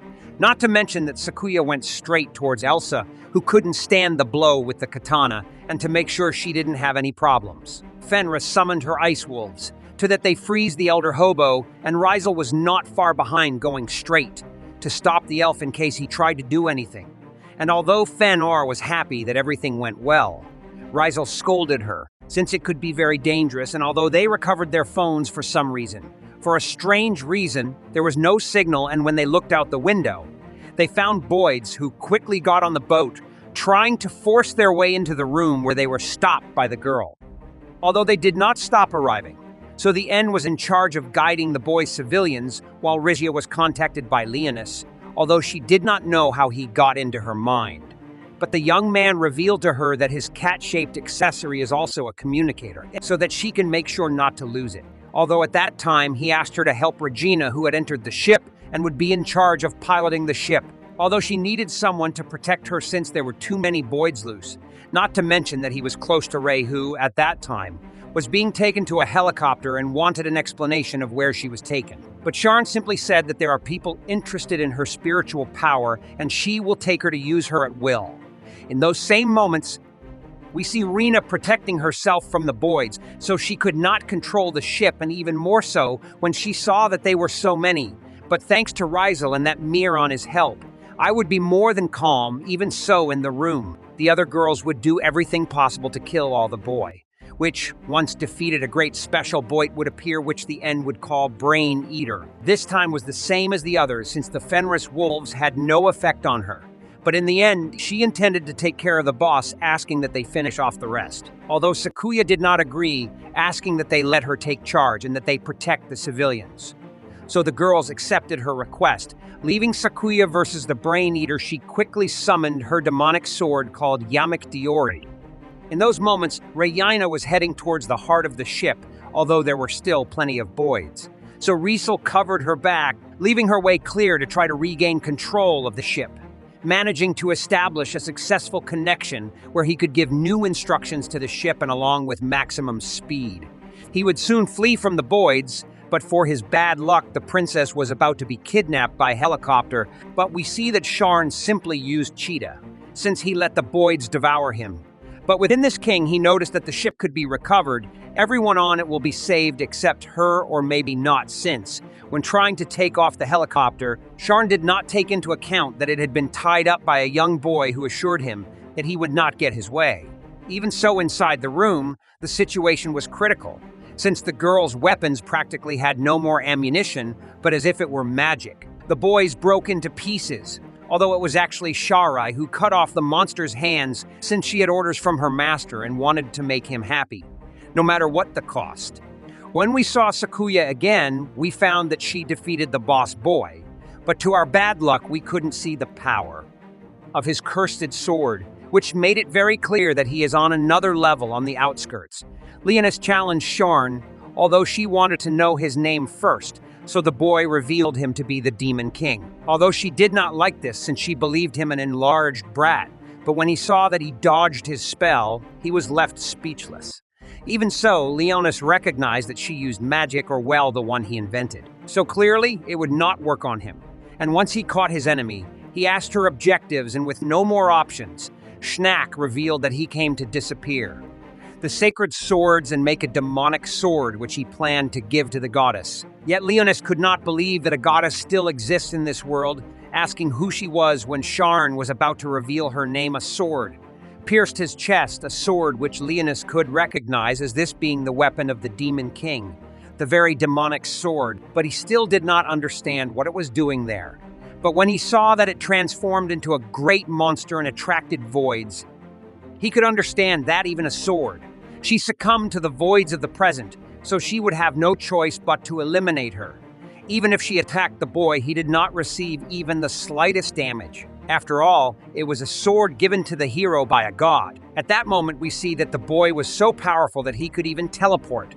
But it was not time to be impressed since the other boys were going for the princess who had fainted from fear. But when defending her, he was exposed to the attack, but he was also able to teleport. At the same time, Regina was finishing a contract where she could have full access to the ship's weapons, being successful in pointing towards the sword, which would simply defend itself without receiving any damage, although the other boys were destroyed in an instant. Not to mention that Regina also had access to the missiles, so the attack towards the ship begins. Enemy, although in one of those missiles, a special weapon would come out, Riselia being the weapon, although in reality it came out of the missile since it was faster than walking, but at that moment the sword will attract more boy, so the plan was clear, would protect him. while he invoked a great spell, or even better, a sword called D-Slave, which had the ability to disintegrate objects when used by lions against the boss boy. We can see its great power, which, without problems, finished off both the boy and his ashes. So they were able to return to land, and when they saved the princess, she would recognize them for having saved her. But Rizel would confess that in reality they did not do it. So Ray asked to meet her savior, and the girls lamented sins that could not be possible. But they gave her their message, which said that they hoped she would get better and hoped to meet her at another time. A message that made the princess happy, although in reality, Leonis had used a lot of power. So he was exhausted, but he did not appear in her room as he prepared something delicious for her to eat without saying that he gave him a kiss of thanks, although he asked that it be a secret between the two of them. Although returning to the island of the demi-humans, they were being invaded by the Imperial Army since they had conspired against their princess. So the rest of the demi-humans planned to escape, although it was already too late since the Royal Guard was about to arrest them, surrounding them, and asking them, let them drop their weapons, in addition to warning them that they are facing users with sacred swords. So the hand-to-hand fight does not even make sense. Yet a strange spell was activated in front of them where it would petrify the real soldiers. So we quickly see the culprit, although the demi-humans did not seem to know him. But in reality, it was Leonis who ordered them to kneel before his presence and introduced himself before them as Esbad-Diz, the demon king himself, who is the legitimate ruler of this world. So he offered them to be his subordinates. Of course, unless that they do not want to be eliminated by humans, which the demi-humans accepted as they had no other options. So Leonis created a dungeon with his magic, which is not visible to humans, so they could hide for the moment while they sharpened their fangs. Although at that moment, a strange sound came from the Demon King being his cell phone, and when answering the call, we heard Rizel calling him Leo, and that she is very worried about him, to which the Demon King simply plays dumb and retreats into the shadows, leaving the demi-human speechless. Even so, we see at that moment Rizel, who is watching the crows through his window, and upon seeing the animals, he remembered that Leonis told him that they belonged to the kingdom of the night, so they gather under the nearest vampire, all to increase their power. But Rizel, when she entered Leonis's room, she found a stranger, so she rubbed her eyes. So she took it as a simple illusion, but she was still worried about Leonis, since he was not answering her calls. So she decided to go, take a bath, and then, although at that moment, Leonis appears in his room using the skill between the shadows. So he went directly with Rizel, who for his bad luck or good luck, was with little clothing.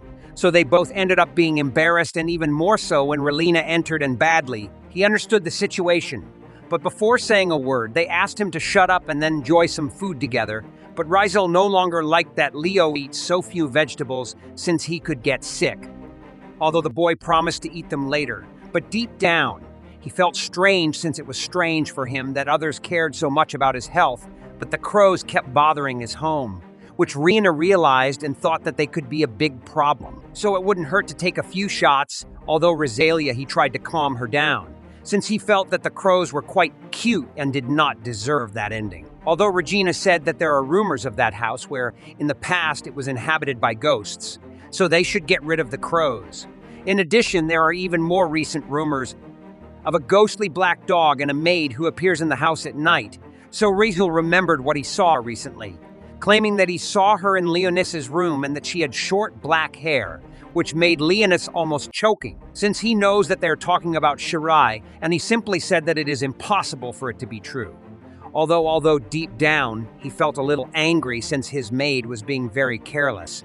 Although at that moment, Rizel wanted to know why he was away from home for so long, to which Leonis had to lie, saying that he practiced new secret techniques since he wanted to improve for Raquel due to all the effort she makes for him, which almost made the young woman blush, while Rayina assured that Fenris would be a strong opponent since they will soon have to fight against her. But she was practicing a great strategy last night, which motivated Rizel. After all, it was her first exercise with her holy sword. She wanted to give her best, so we went directly to that exercise where she and Leonis try to pass stopping the trap, arrows, and recovering the first flag. So they had quickly won the first team by eliminating one of the 5 flags, where Teresa and the children from the restaurant cheered her on from afar. And she was also observed by the higher-ups, who wanted to see the potential of the new students. where we see that the End formed a group with Regina to protect his flag, and thanks to the weights of the End, he was able to locate the enemies, and Reina, having the information, could shoot without risking much. But not everything would be simple, since it was already she faced Fenris's ice wolves. Although she was unsuccessful, she had to flee a strategy that the higher-ups applauded, since, if an enemy is very powerful, it is best to drive it away in a group. But to Riselia's carelessness, one of the wolves would manage to reach her, biting her leg. So she quickly froze, leaving a mocking Fenris before her, who said he knew that she would go for his flag. Although Riselia asked her to hold back with her wolves since her bites were too painful, but Fenrir made sure that she is only using a tenth of her power. Yet Riselia did not understand why she was defending, since the flags do not usually defend themselves. Rather, they go straight for the others, to which the blonde simply said that she was doing it, since she knew that she would come and she wanted to fix it.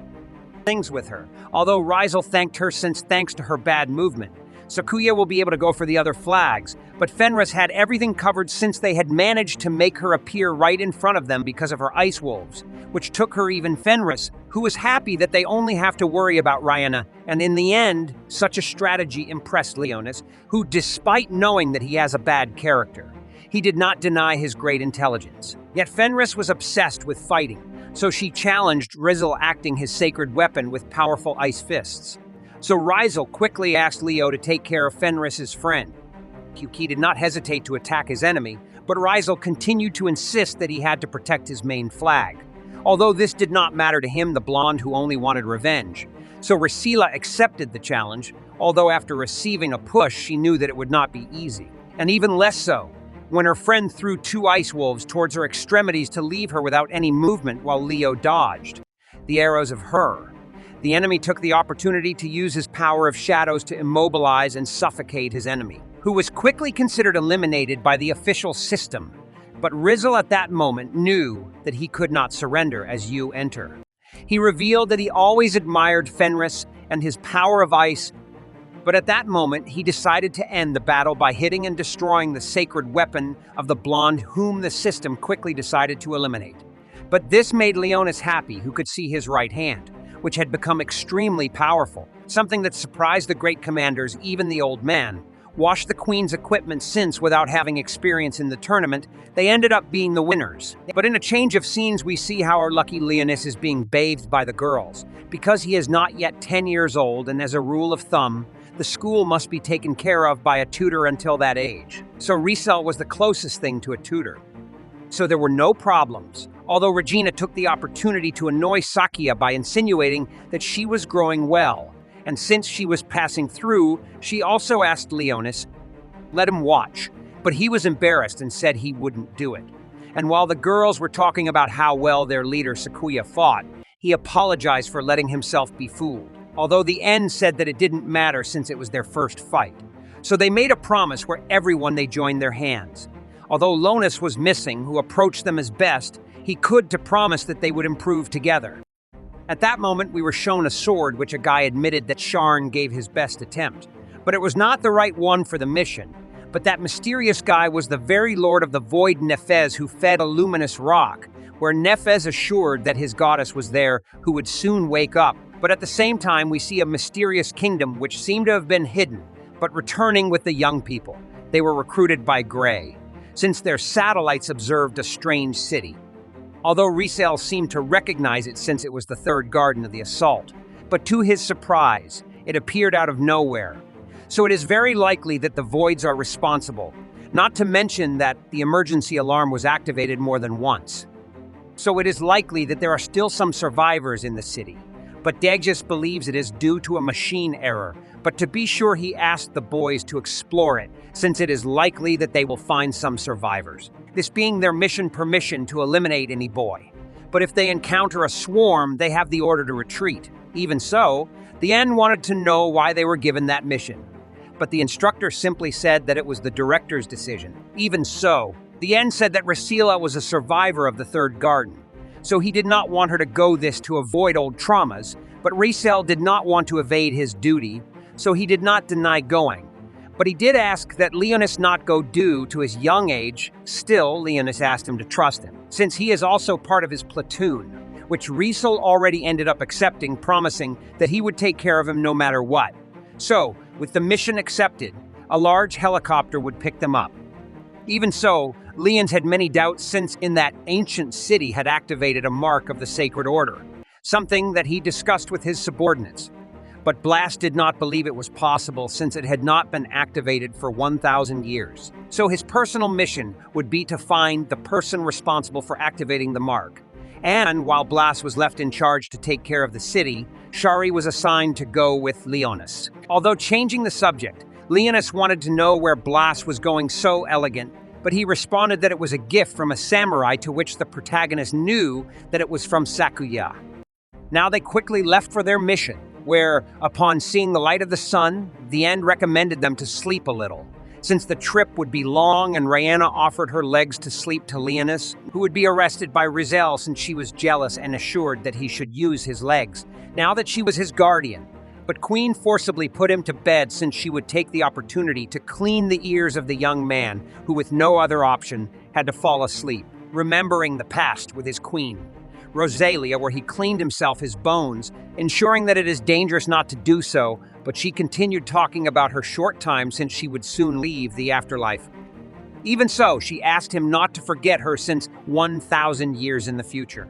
She would reincarnate, something that the Demon King did not understand, and that after that time he would never stop searching for her, that she will not stop doing it. So the Demon King swore to do it, but Riselia, not only did she want that promise, since she also wanted him to love her, she does become another when reincarnated, although Leonis woke up at that moment, seeing Riselia's face without knowing where he was there. But Regina told him that he fell asleep and they almost reached their destination, which was the third garden, and without any further problems they were able to land there. But at first glance it didn't seem like anyone was living in that place, but they still had a mission so that Rafael and Leonis would go to the center field, while the others would be in charge of finding the rescue signal. But once they left, Leone contacted Cherie since he needed her to take care of his friends.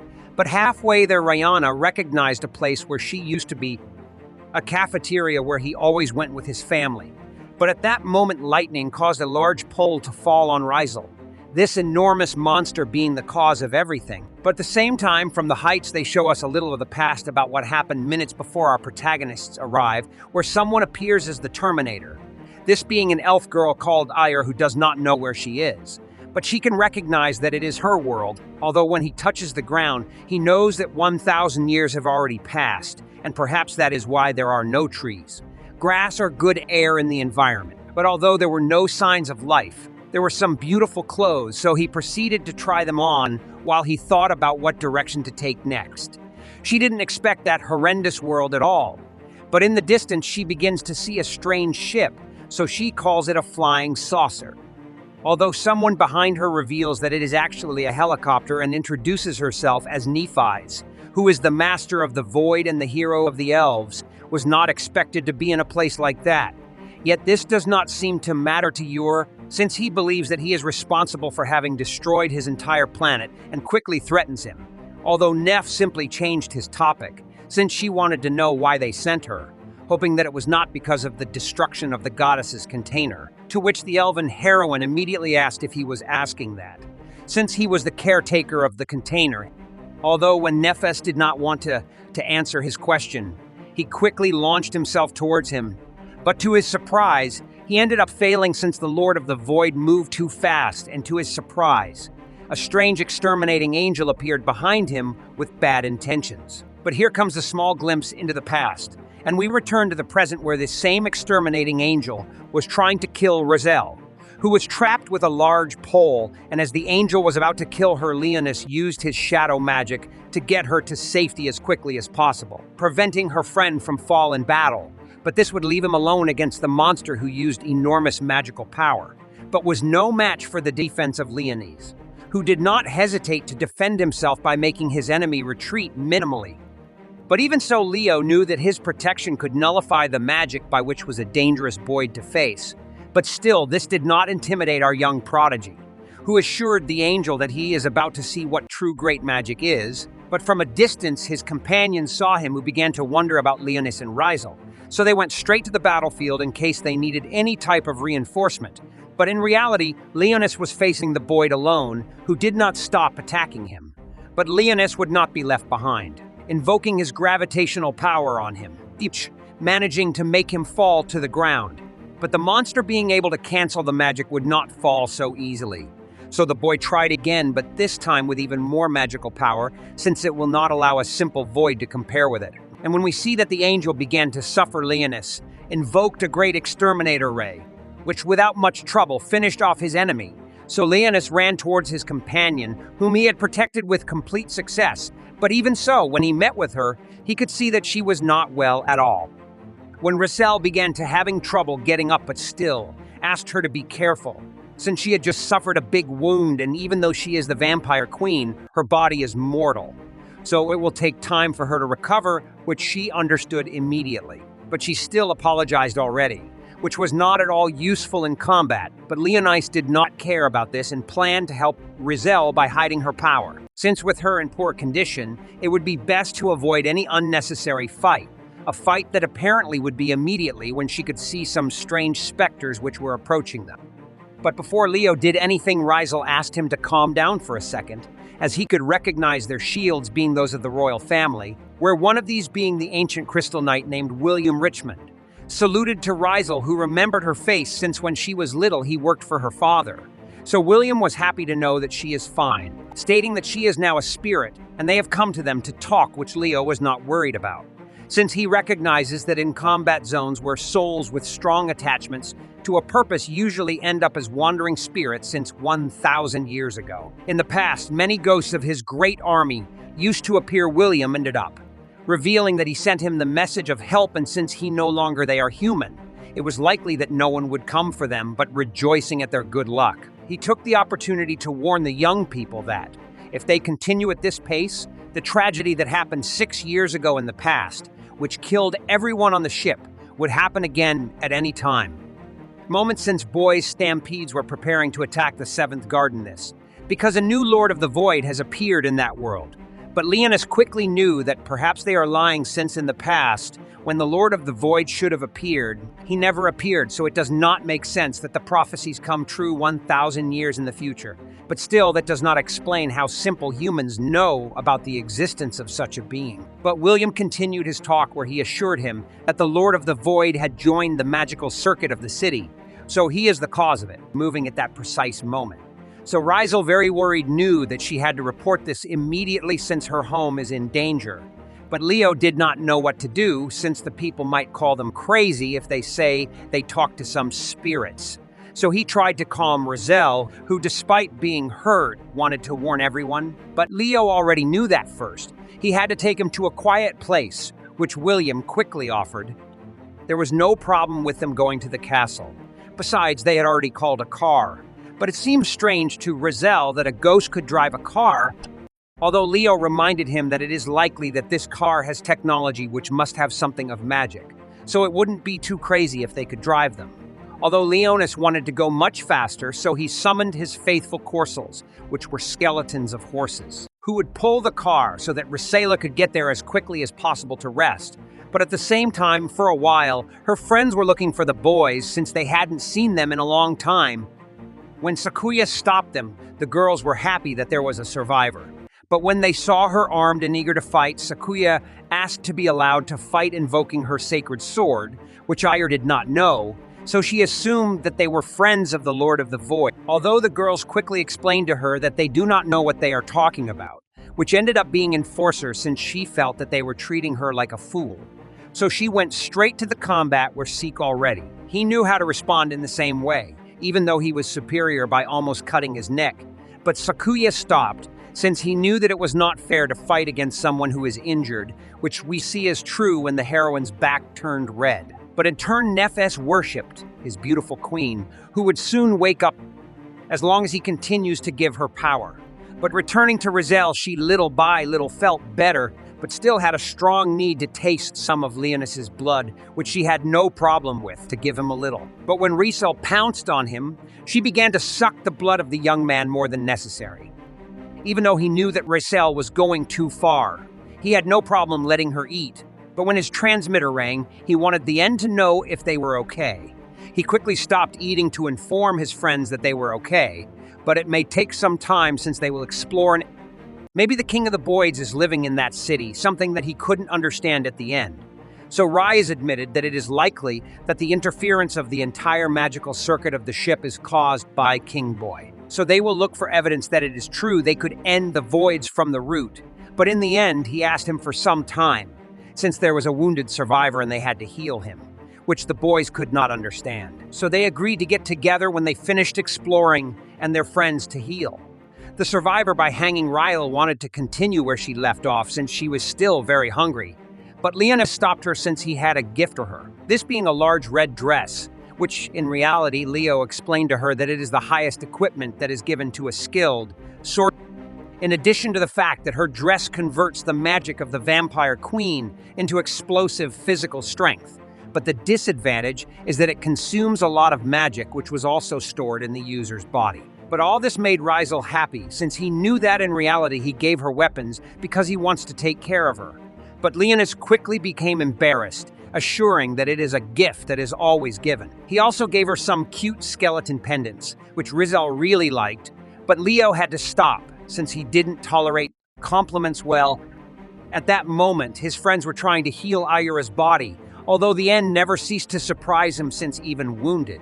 She was able to confront Sakuya, who quickly appeared with clothes similar to what she had to introduce herself as Sakuya. So the elf, without any choice, introduced herself as Ayur, but Queen was more interested in knowing why she tried to attack them recently. Although the young woman elf claimed that the enemy of the world, the same one that controls the monsters, had recently attacked her. So she believed they were her friends at that time. The end searched for her name in the database, but there was no Ewer in the third garden. What the end asked, who was? Although the elf returned the question, so the end revealed to her that they are the seventh garden and they came to investigate that city, which was destroyed 6 years ago. So Yer learned that the prophecy was real.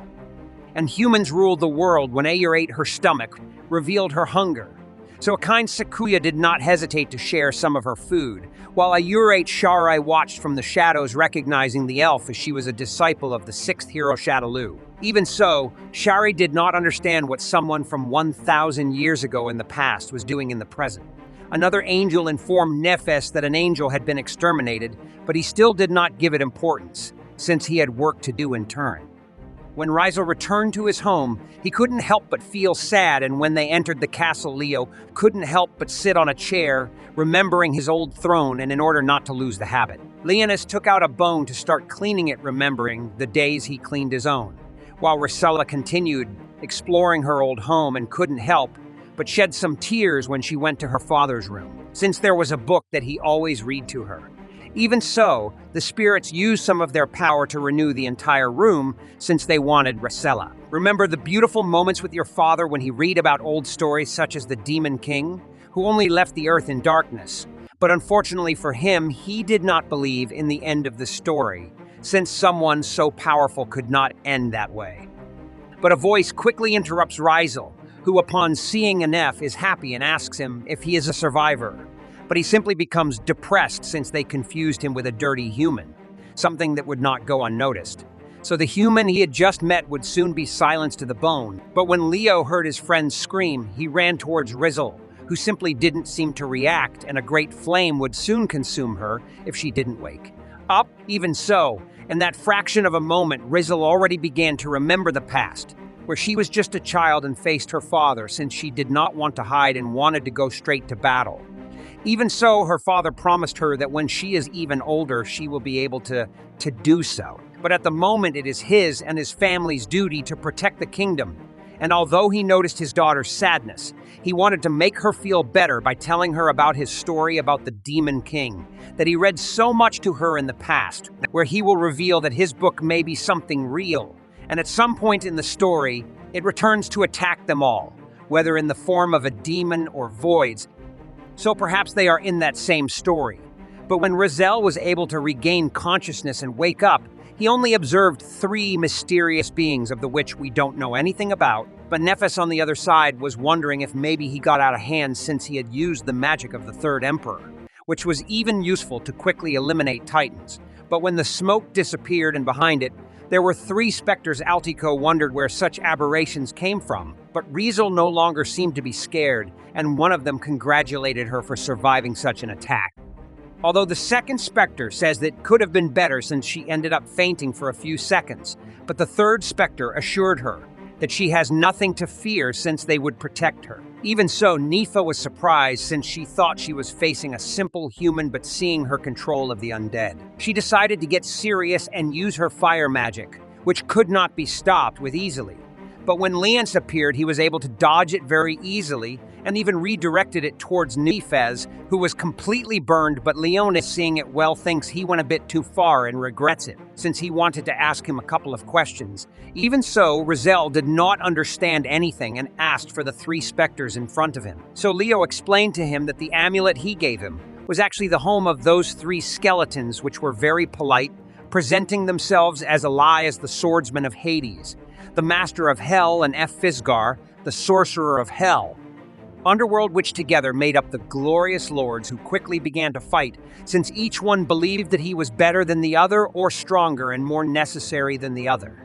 But the protagonist saw him from a distance where Riselia joked that they got along.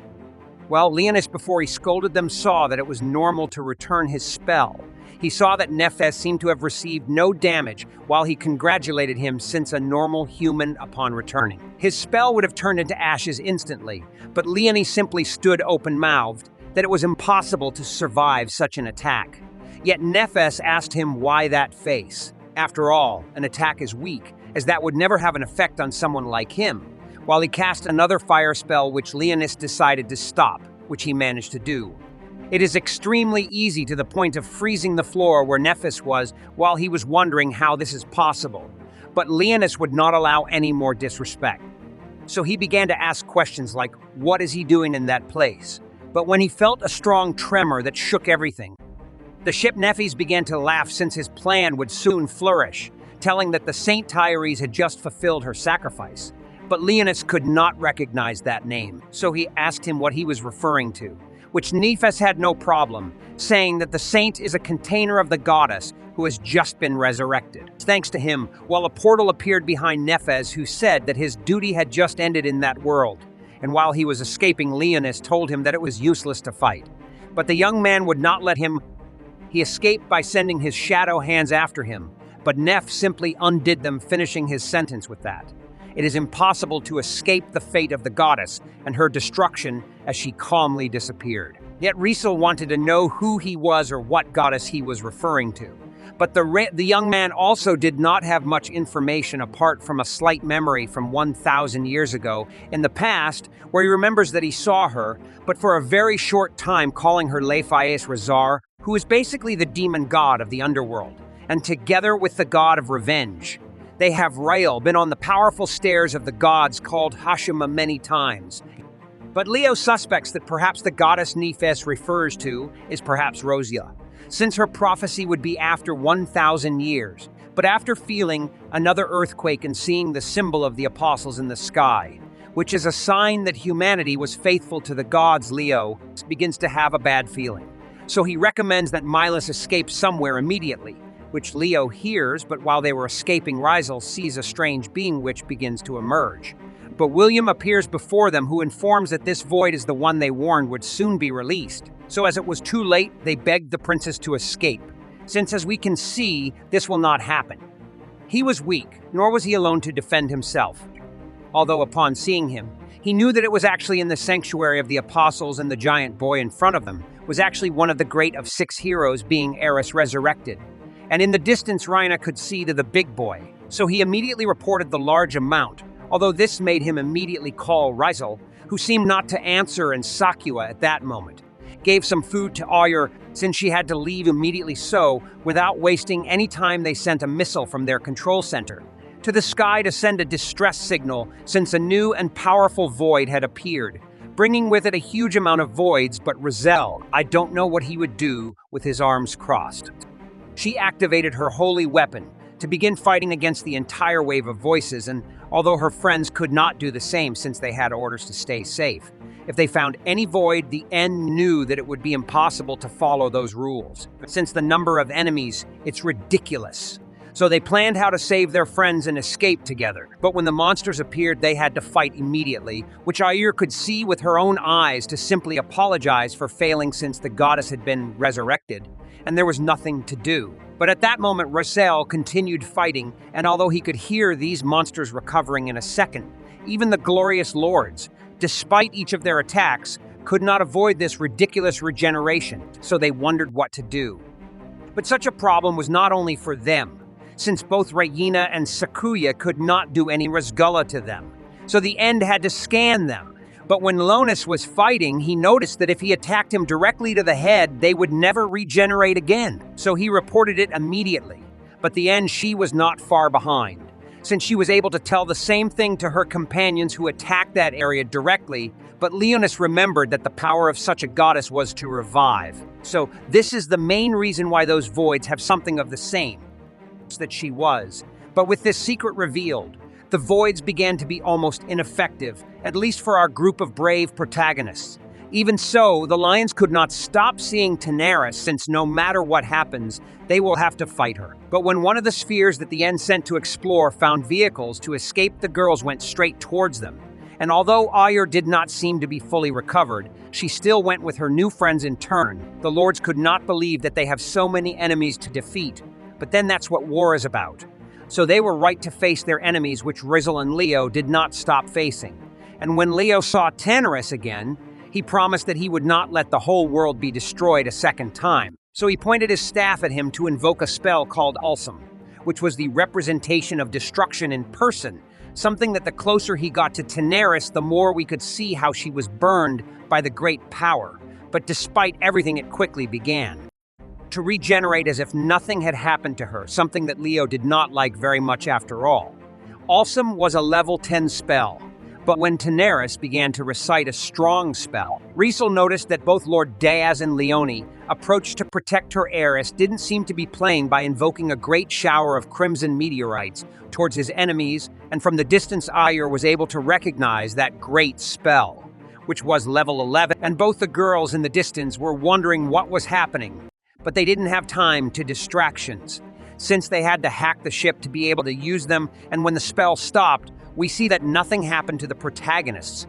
But I knew that they should end this immediately. So Leonis makes sure that if she protected him, she could end Tyrus a single blow, and the Lord Daz would not be left behind, promising to give their lives for their lord and without any other options.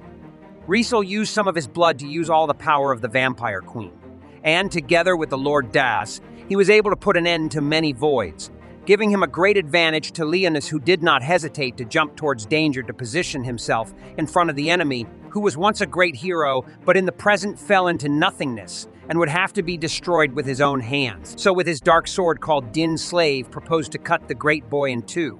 But before he could use Din Slave, he quickly stopped and the boy began to speak, asking if they want to use his sword to destroy it. But to Leonis' surprise, it was Roselia's voice that sounded. But when he saw the big boy again, he was convinced that it was impossible. So he finished launching the attack, which then transformed into swords which they shot at everyone in the area, damaging both the voids and Rizel and Leonis himself, which was not critically injured, and then collapsed after being crossed. And as if the void was not enough, he planned to once again invoke a grade 11 spell. But as Rizel knew what could happen, his eyes quickly transformed her, invoking the suit that Leo gave her. He gave a gift and then confronted Eris with his sword, who to everyone's surprise would end up injured by his attack, to which the lords would not be left behind, giving Rafael some time so that he could save his master. But when Rizel came down, he noticed that Leo, he didn't seem to react, although inside he remembered this scene, which was similar 1,000 years ago in the past, where he was the supreme demon king, and together with Riselia, he swore that he would find her no matter what happens to him, or how much he has to search, since the demon king's word is supreme. And when Leo could say a few words, he only asked Rizel to flee the place, but she could only hug him. Although Leo in his last moments seemed to regret having made a kind girl become a swordsman and a vampire queen because of him, but returning with his memory of the past, where Rosea wanted one last promise, which was that if she became something else in the future, he must eliminate her with his sword. But at that moment, Rizel seemed to be sandalwood, but still little by little Leo thought that he deserved to go to the afterlife. After all, his life without Riselia made no sense, remembering how, in the past, he told him that he couldn't promise that. Even so, Riselia asked him to follow his sword. Since it is always there and in the present, Riselia was able to little by little bring back to life a Leonis, who finally decided that he would live for his memories with his beloved Riselia. But to preserve all his memories, Leo knows that he must get up, and together with his sword, Din SL slave, finish off the false goddess Eris. Although luckily he was not alone in this, since he had the help of Selia, who was very concerned about the wound of his young companion. Although Leonis swore that he was fine, despite having a large wound on his chest. But when the young man noticed it, he could see that he was no longer bleeding as much. This was because his vampire friend managed to control his blood and force it to return to his body, but this continued to worry his subordinates, who wanted him to take a rest. Although the young man simply said he was fine again, and with a piece of Riselia dress, which she herself gave him. We see that when he placed it on his chest, the wound ended up closing completely, but they still couldn't relax since they had a void goddess to eliminate, which Leo proposed to put an end to this once and for. Of course, it would be easier with her battle partner, who did not hesitate to get up and invoke his crimson sword, which he would fight. Would be the Din slave part of Leo, who, upon noticing that his sword shone less intensely, knew that he had lost a large amount of his power, but still had his reserve, which clearly would not be enough to finish off the goddess, either Eris. Although we quickly see how William does not hesitate to offer all his help in combat, and although they were alone spirits trapped in this world, they really wanted to avenge their land and not only them, since, in an instant, we see how a lot of souls which are from the fallen of that land wanted to provide their service for the combat. So upon hearing William again beg the protagonist with all his strength to allow them to fight at his side, he had no choice but to leave them. Although for that, they are really helpful. Leo decided to invoke an energy sphere which curiously used souls as a source of energy. So since there were so many of them, they could be a good reserve of power for combat, and although William had no problem going to Leo, wanted to give him something more at the level of such knights, also invoking their soldiers from the ancient army, which were skeletons with ancient armor. But although William did not understand anything, we see how the skeletons, by simple contact with their souls, were able to fuse for combat so that now they would truly be of help, which Riselia would have the honor of guiding his fallen people, as well as having the job of protecting Leo, who would take some time to gather the energy of all the souls and some of his own in his demonic sword. So when he saw the great demon again, Riselia did not hesitate to accept the mission in front of him, promising that he would protect him. So in addition to that, he used some of his blood to turn it into spears, which would be the weapons of his battalion, which he would not be alone, since the glorious lords would accompany them until the end. This made Riselia prepare for the fight with great emotion, although at the same time we see the other girls who had finished hacking some city motorcycles, which would take them directly to combat. But at that moment we see an injured Ur who wanted to be taken to combat, and although the girls were not planning to do it, seeing how she was quickly able to defend herself from a Boit without problem, and hearing her say how important that mission is to her, Sakuya decided to approach to her, to ask them to make an effort together and for her to cover her in combat. But in turn, we see that Riselia's group had already begun to fight against numerous Boids with Riselia at the head, who did not leave anyone alive in his path.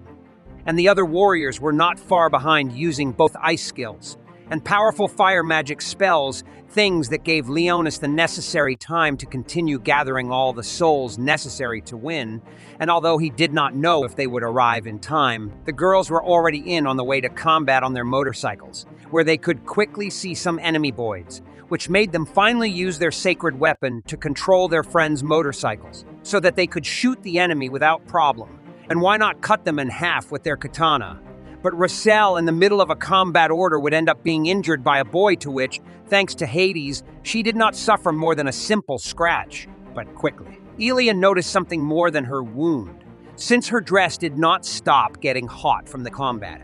But she knew that she had a mission, so she returned to the fight in an instant, since she had to do her best to fulfill her promise to take care of Leo until the end, and those words were heard by the lords, who could not help but feel even more motivated, since a simple little girl was giving everything, so they should not be left behind. Although when Riesel turned to look at Leo, he noticed that all the time he had gained was paying off since Leo's soul. Power Sphere had a size considerably large, and not only that, since it did not stop growing. But such a feat was observed by Eris, and of course, it would not be allowed. So the goddess boy did not hesitate to begin to invoke her spells in area. So Leo ordered them to be careful to all his friends since a burst of fire was coming, which did not take long to arrive, and in an instant the ground that our protagonists were holding was filled with a crimson fire.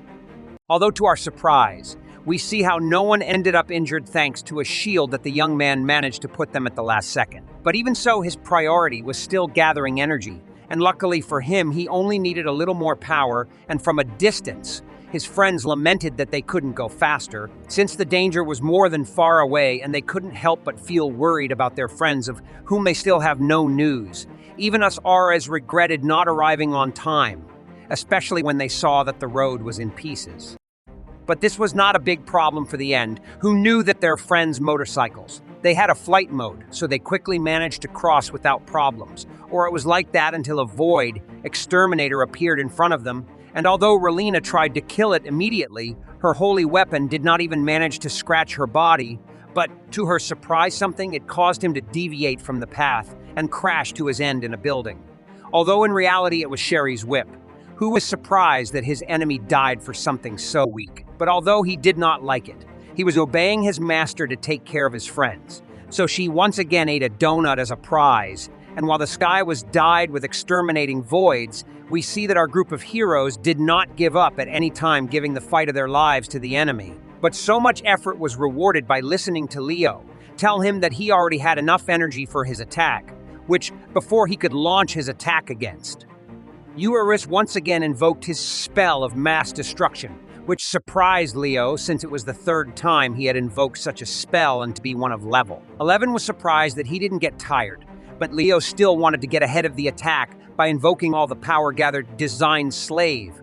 But clearly the goddess would not let herself be defeated so easily. So she took a large building to finish off the young man who she had her companion at her side, who did not hesitate for a second to fly into danger to face the titanic attack of the goddess, which had no effect on her, as she managed to cut the great building in two, demonstrating her great determination to help her companion, who he couldn't help but remember his old love Rosia, who always told him that, with her demonic sword as a gift, she could eliminate even a great god, something that would be put to the test in that moment, where Eris, upon knowing his destiny, used the great holy protective barrier, something which for a second shocked Leo since he knew how strong that defense was. But since he was already in the fight, he had no choice but to give everything to win and on the road. We see how his friends approached and observed the gigantic boy who they had to win, which motivated Yor and scared Ryona. But when Sakuya saw Ayur's determination, she knew that they had to go straight to fight. So the End did not hesitate to accelerate while Ryona joined Yor with her light cannon mode, and he was not far behind, using the power of his sword to try to destroy the mighty barrier, which at first they could not do anything. But when Ayur used her own sword and shot directly towards the goddess, we see that her attack not only managed to destroy her holy barrier, but also seriously injuring the goddess, something that left Leo speechless and the girls almost lifeless. They were saved from falling off a cliff, but while the goddess, seeing that her end was near, tried to convince the young man to let her live. Although this did not work with Leo, who used all the power of his sword to summon a beam of mass destruction, which shattered the false goddess into dust, while everyone around him could not believe what they were, seeing as a small young man with his sword ended the life of a gigantic void. But when the sunset came, the souls that in the past fell in that city could finally go to rest in peace in heaven. Although before leaving this world, William asked her not to stop training since she had become the warrior most powerful I had ever seen. And when the fight was over, the glorious Lord said goodbye and left the area, and then watched as Regina finally met with Roselle, since she had been very worried about her. Just like the rest of the girls, they were happy to see them safe and quickly introduced him to Yor, who they knew had fallen asleep due to fatigue. But she was the one who managed to cross the god very recently, but upon seeing her, Leo was quickly surprised. And at that moment, we see a group of ships coming as they had taken a long time, and the group of Fenris had been sent to rescue them. So we finally see how they returned home. But Leo continued watching Ur without being able to believe that she alone could have destroyed the holy protection, since no common hero could be such a feat. But while everyone was sleeping, Riselia showed Leo her fairy book that she recovered from her house, since it was something valuable to her, and that she had been able to recover it thanks to that mission. But when she heard that the book was about the Demon King, Leo couldn't help but feel curiosity. And while listening to his partner read him that book with errors, he couldn't help but get offended. Hearing that he breathed fire since he wasn't a dragon, Leo still wanted to know what happened at the end of the story with the Demon King, and upon hearing that he died in the hands of the prince, he simply did not want to know more about his silly book. But while Riselia was taking a bath, we see that Leo speaks with his two servants, where he assures that the Nephes they faced is one of the 8 demon kings of whom they obey and they serve Azrael. To which Blas swore to eliminate him as soon as he saw him, and Cherie told her master that the young woman who managed to eliminate the goddess barrier was the king of the elves. But before continuing to give information, Cherie complained to her master that he gave Riselia a dress and he never gave her clothes. So she immediately called him a fool, which the young Leo did not like. But when he heard that Riselia was coming, they immediately vanished, and the little dressed young woman simply endure hunger. So she attacked the young man in search of fresh blood, and at that moment we see the rest of the girls, and finally, who in the database found a secret file where there are videos about what happened to the attack on the third garden. But since it was such a heavy file, it would take time to open it, and on that same night, the Queen of the Elves took the opportunity to escape from the hospital, destroying the wall and running towards freedom. But the next day, when Leo and Riselia went to eat a small one together by mistake, he threw his popcorns at the head of the protagonist who, at any other time in history, would have ended up with whoever disrespected him. But we can see that time changes. People since Leonis simply showed him a smile on his face.